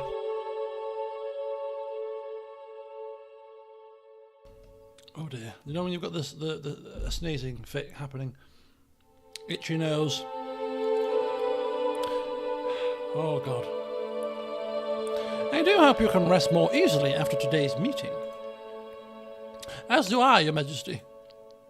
Then to shuffle through some documents.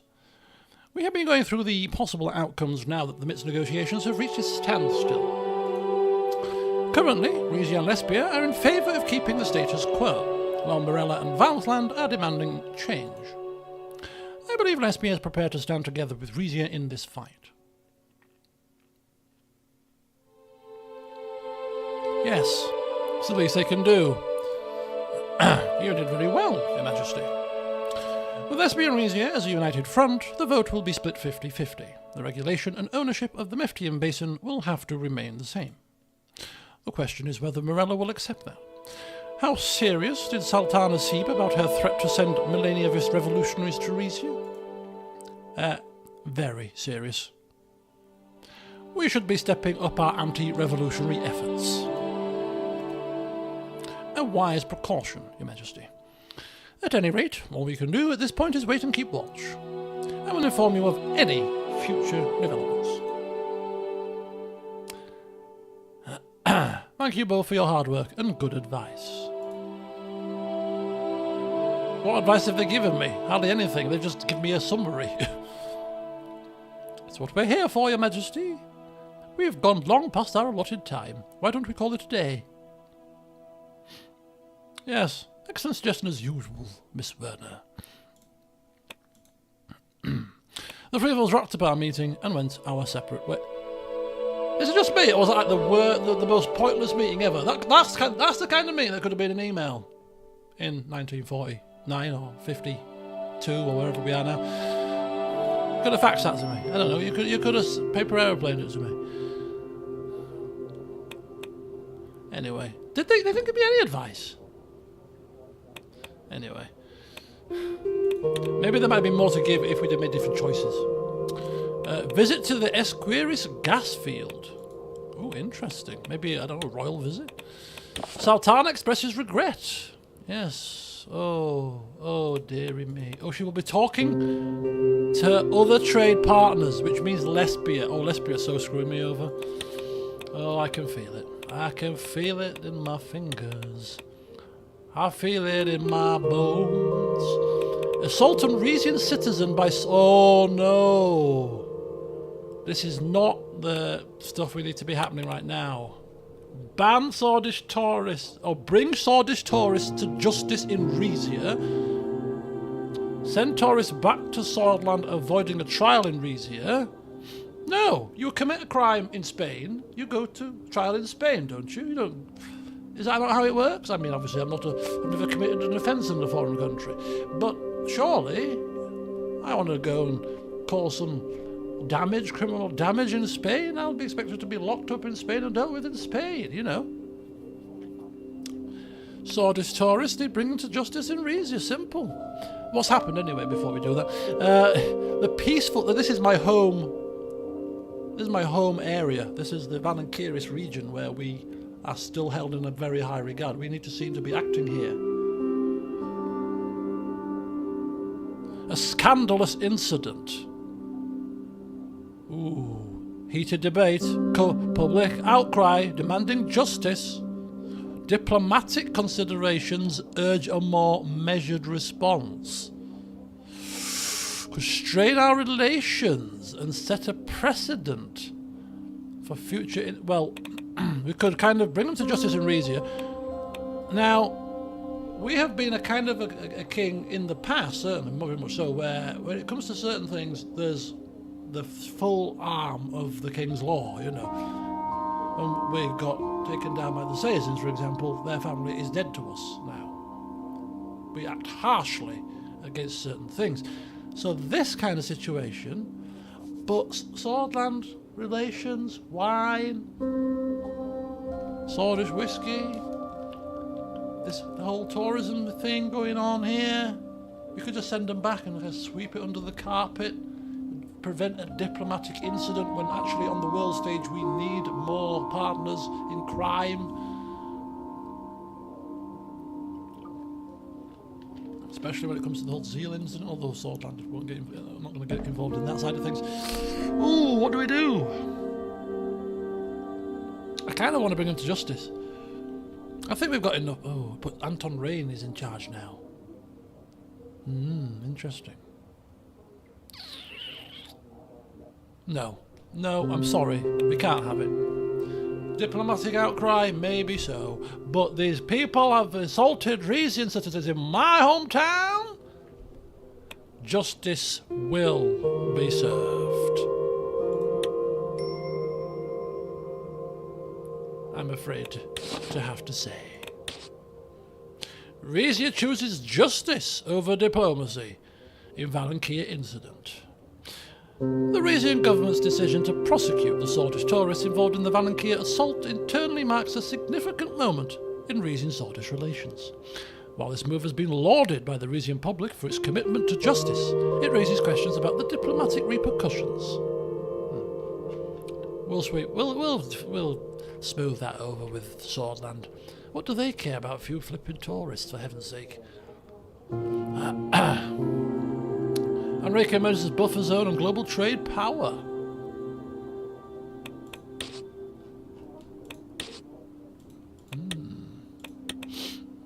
Visit to the gas field. Oh, look at this. Oh, the ancient city is finished. It's been finished. The ancient city excavations. Exactly. Don't commit a crime in my home. I mean, that's not much to ask, is it? Well, it is from drunken tourists. The Sordish tourists sound like English tourists. Go abroad, get tanked up, commit crime.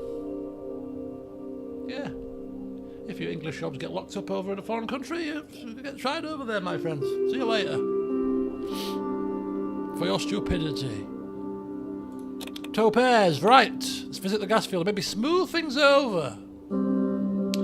Smooth things over with the populace. If we'd have done a full U-turn and agreed to screw over Lesbia, I don't know, agreed to her completely reasonable demands about clearing up the gas field, you know, the mid zone, and putting regulations in place for the miners. We'll have the people really on side. We've given you housing, we've given you better conditions, we've given you tenants laws. Uprising? What uprising? Millennialist incursions? We're onto it. We might be all right, but I still feel like an uprising is due. It's going to happen to us.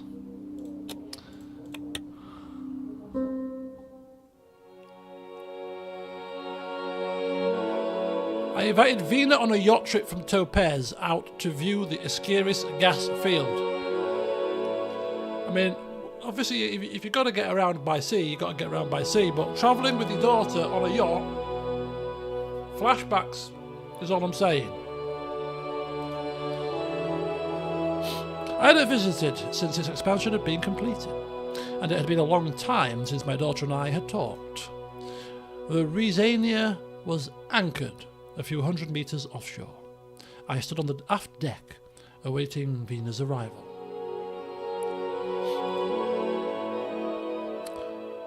Claiming she was tired of being hounded by the press, she'd asked to take a dinghy, incognito, from a nearby port. As a small craft pulled up alongside my yacht, I realised my daughter wasn't alone. Who was with her?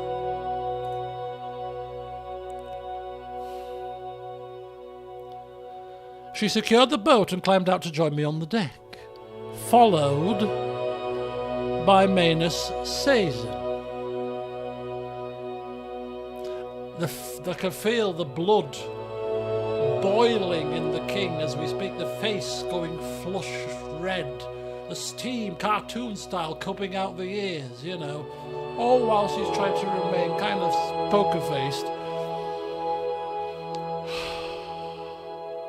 And I can just imagine Maynard smirking, smiling, the sun shining, all smug and happy.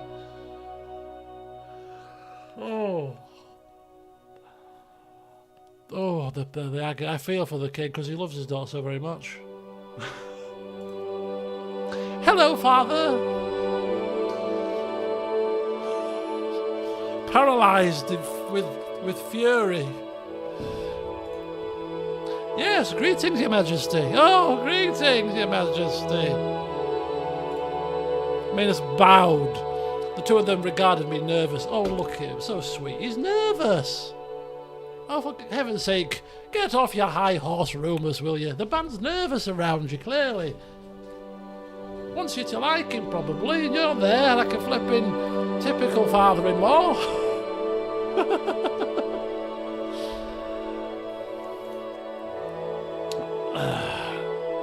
How dare you!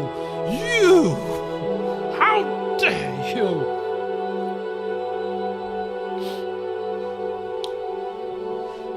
Oh, how do we approach this? This is the thing. We know that going completely and utterly off the handle is going to upset my daughter, and it's like when you say no to somebody, you know, they're just going to do the opposite.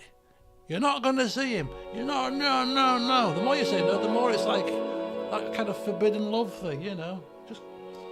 So maybe hoping that we push them towards each other, they realise they're not compatible and they split and go their separate ways. How about that for a bit of reverse psychology? Yeah, enjoy yourselves.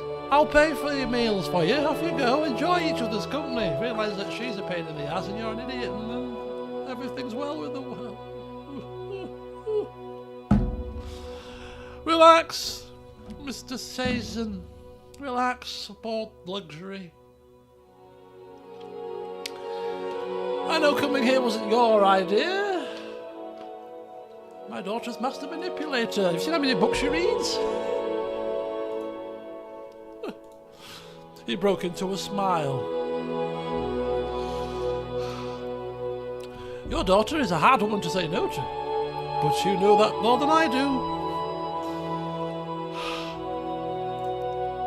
I wanted a chance for the three of us to speak in private, out of the way of the press. I don't like this. That's probably as out there as it's going to get. I don't like it. That's as extreme as you can go.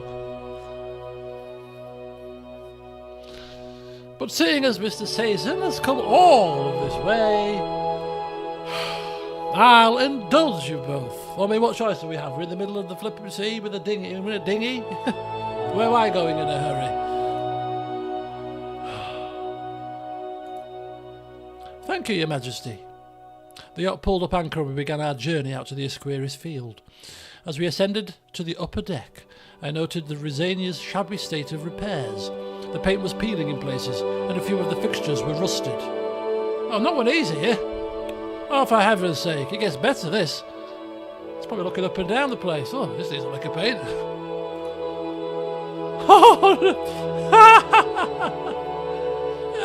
It's about time I had my ship restored, I think. Yes, I haven't had time since my father died, with all the work that's been going on to ensure the people are treated. Our country shouldn't have to pay for the upkeep of the king's luxury vessel. Don't you think so, Mr. Suzerain? I didn't mention about the public pay, did I? Well, if the king sees a utility in maintaining such a craft, I would not dare to oppose him. What is he playing at? We settled around a table on the upper deck. A server came around with orange juice and light refreshments. I looked around. We were surrounded by open ocean, with the gas field yet to come into view. So, Father, Your Majesty, They looked at each other and laughed. Oh no. Oh, this is the marriage talk, is this? This is the marriage talk, is this? This is not politics. Hang fire here. Unless I'm jumping the gun. Spit it out.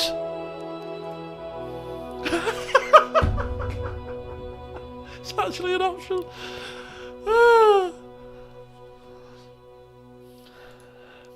Maynard nodded at my daughter. We're saying all the prayers in our head. For all my devotion over these years, please, God, do this one thing for me. This is not... No, this is completely... Political talk. 7 signs of ruicism. I don't know, how do you pray? Father,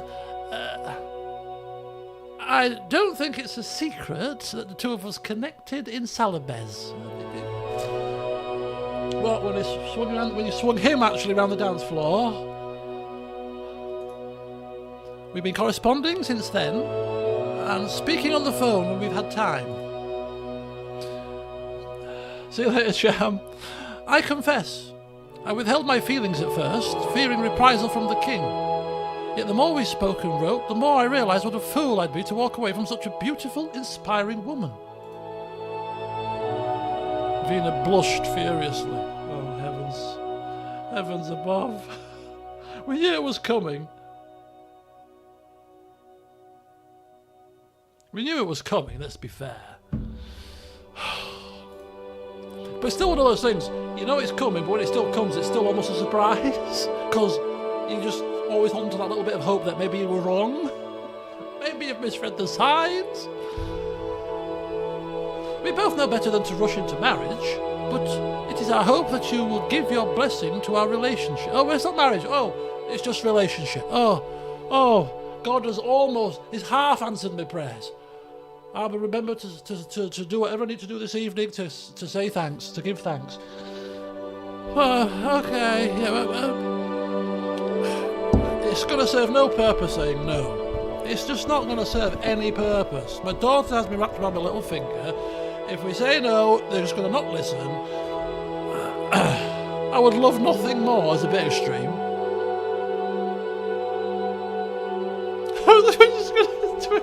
It is not. Play the God card here. It's not my blessing you need, mate. It's God's. I wash my hands of this. That's very dismissive of my daughter's respect that she's actually pulled us here to ask us. So this is the only option available to us. I don't like that one. I don't like that one either. And I'm certainly not loving to give my blessings. So no, we'll just be very. Don't ask me.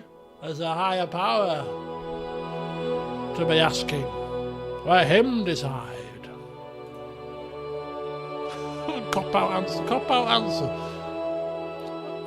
They were silent for a second, confused. What does it mean? What the hell's he on? Vina spoke up again, cautious. Oh, we're making this very awkward for them. Hello, Nagisa. So, do we have God's blessing, Father? Pray, Vina. Pray and ask him yourself. You're asking me? Do you expect me to give you the answers here? This is not how religion works, is it? Find your own answers.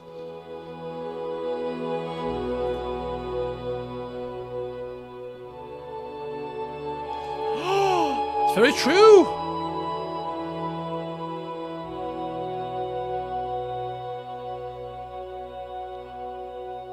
Ooh, that's a no. We're using. Oh, this is an interesting. This is interesting tact.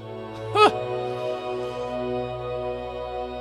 Look, it's not me saying no. It's God saying no, because God said the Taurus family will hold the throne for centuries, and if you marry him, it won't, because it'll be a Satan child. Sorry, God said no. Apparently.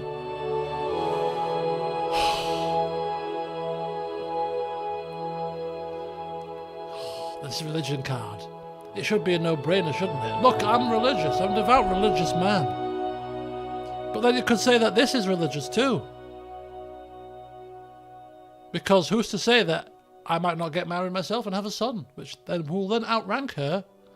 Maybe I get hitched on purpose. Lucita, where are you? It's time for marriage, part 2. I've decided it is time for me to have more children, preferably boys. There's a slight issue with Vina at the moment.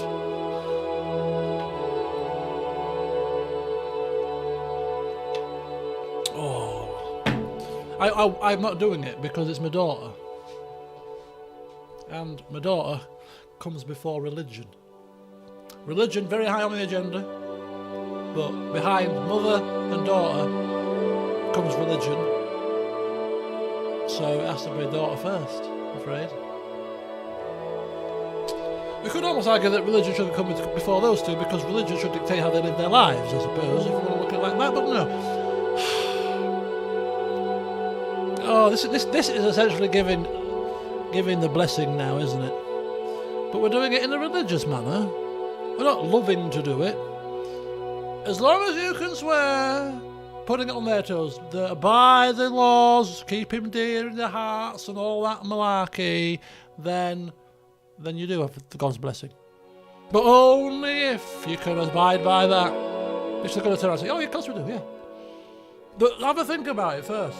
Think about what it means. You know, think about the consequences before you commit. Say a few prayers this evening, see if God speaks to you. Yeah? Sleep on it. We do, Father, we will. No, sleep on it. Oh, look, they're like little lovesick puppies. Oh, for God's sake. Oh, that's kind of cute, isn't it, really? Not for the king, from an onlooker's perspective here. Thank you, Father. I could just sense the joy in her voice, the look of delight on her face. She probably runs over, gives us a hug, kisses us on the cheek. Oh, not that we needed your approval, but this makes everything easier. You see, if we'd have said, what did I say? Saying no was not going to serve any purpose. I know, Vina, I know how it works. You're a woman of your own mind, you're very belligerent. You'll make a very good queen one day, I feel. You got me running to your damn tunes. Yeah. But now that I'm going to be your, I don't know, father-in-law's a bit strong because you're not getting married yet, Cecil. But come here, will you? I'm just going to have a couple of words with you, my dear son. Come. We're in a dinghy. Where can you come to? Well, don't you worry, I'll find space.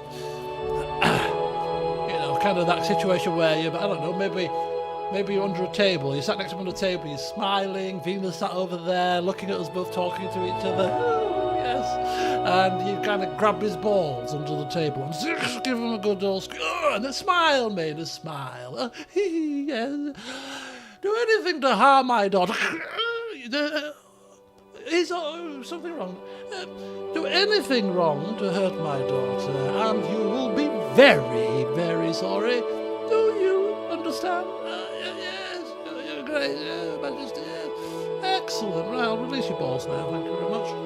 Next time it'll be far worse if you do anything to harm my daughter. Very good. Off you go. That would give us some sense of an upper hand, at least. Slight kind of.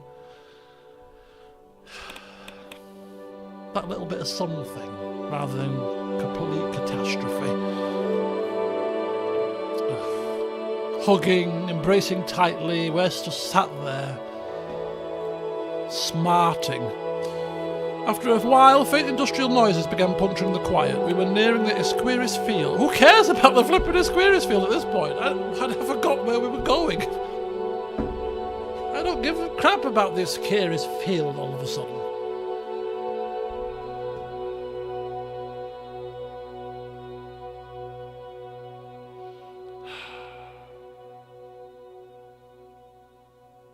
Let us all three of us behold the majestic guest.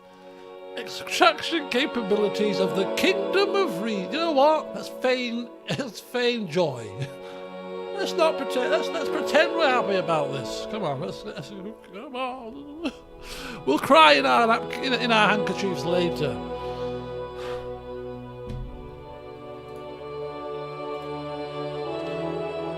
They exchanged uneasy looks. That was, we probably went a bit over the top with the joy bit. What's wrong with him? If I know him well enough, he's not happy. He's over-egging the pudding a bit. They join me regardless. The expanded gas field was a sight to behold. A veritable city of metal drilling rigs rose out of the sea in front of us, connected by a labyrinth of platforms, cables and pipelines.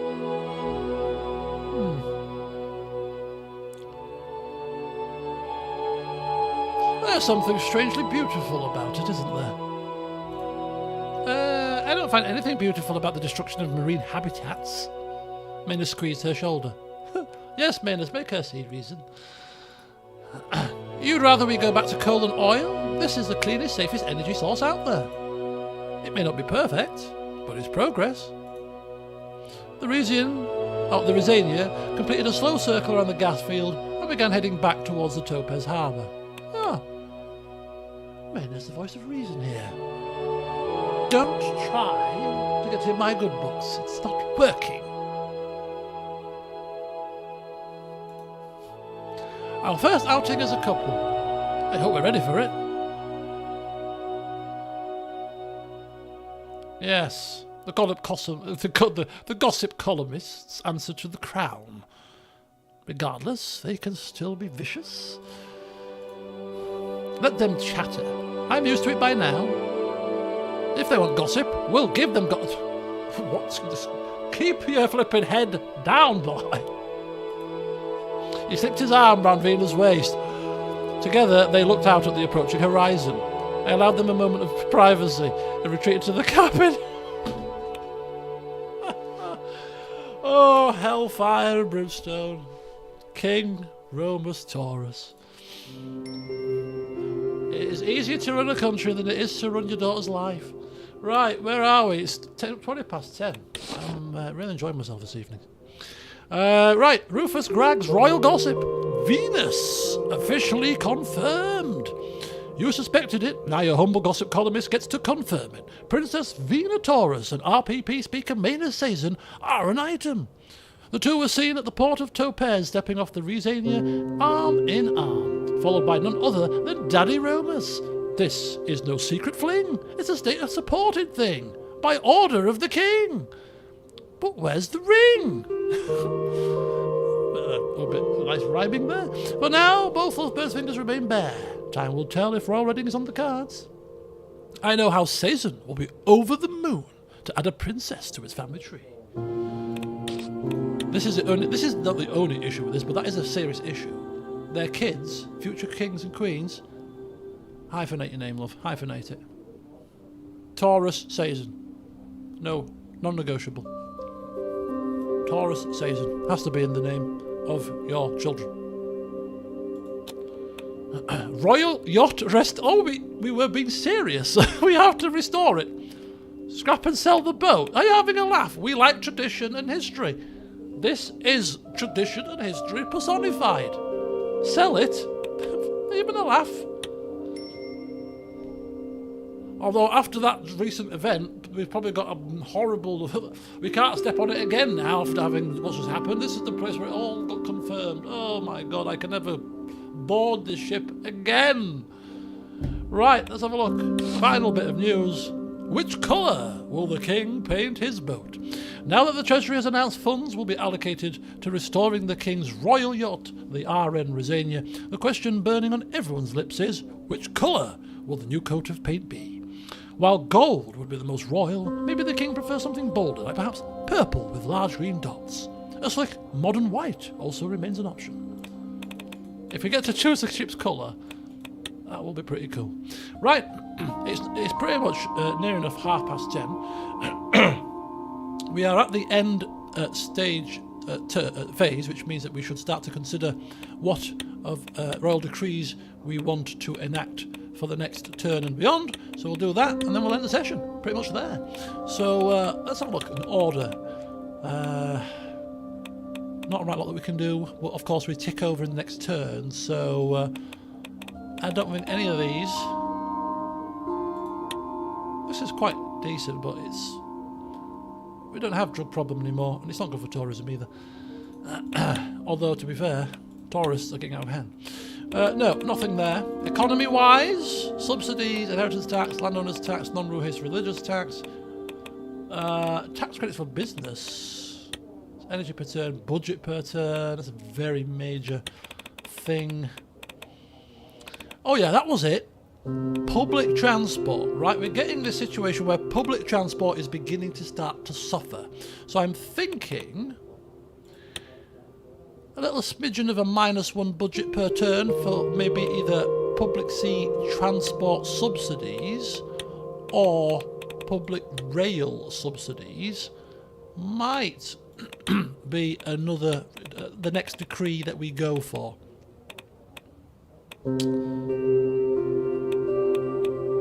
Because the investment, or maybe just an investment into public transport full stop. That costs energy per turn though, that's a bit much. So I'll have a think before the next session. But I think if we enact one of the transport decrees to help with the supposedly worsening transport situation, that could be something that we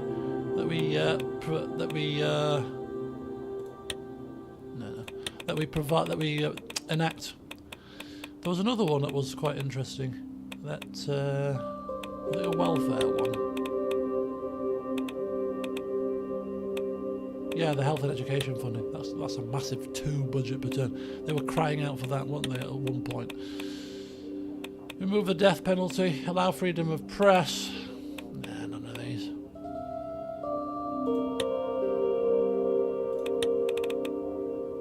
Nah. None of them. Trade. Sell some more ships, maybe, if we've got the capability to do so. And there's none of these left that we want, unless anything new's cropped up. Yeah.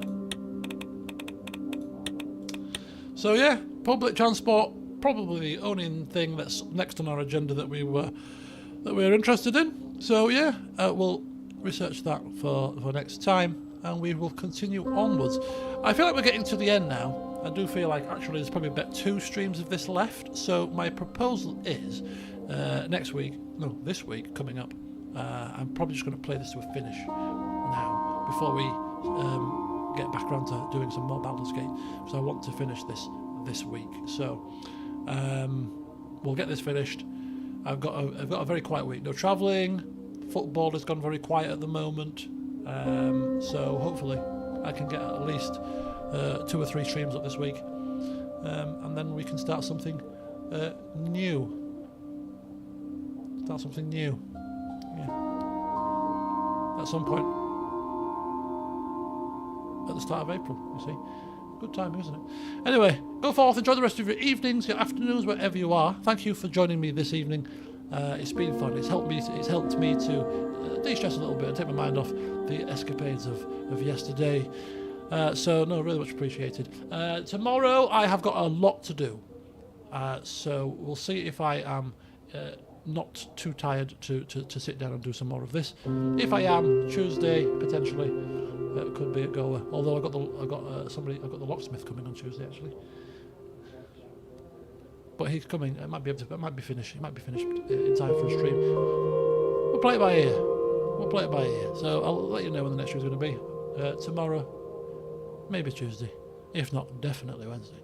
But anyway, have a good one, and have a fantastic week ahead. The last week of March, which means clock's going forward, is around the corner, spring is here. Enjoy. Until next time, see you soon.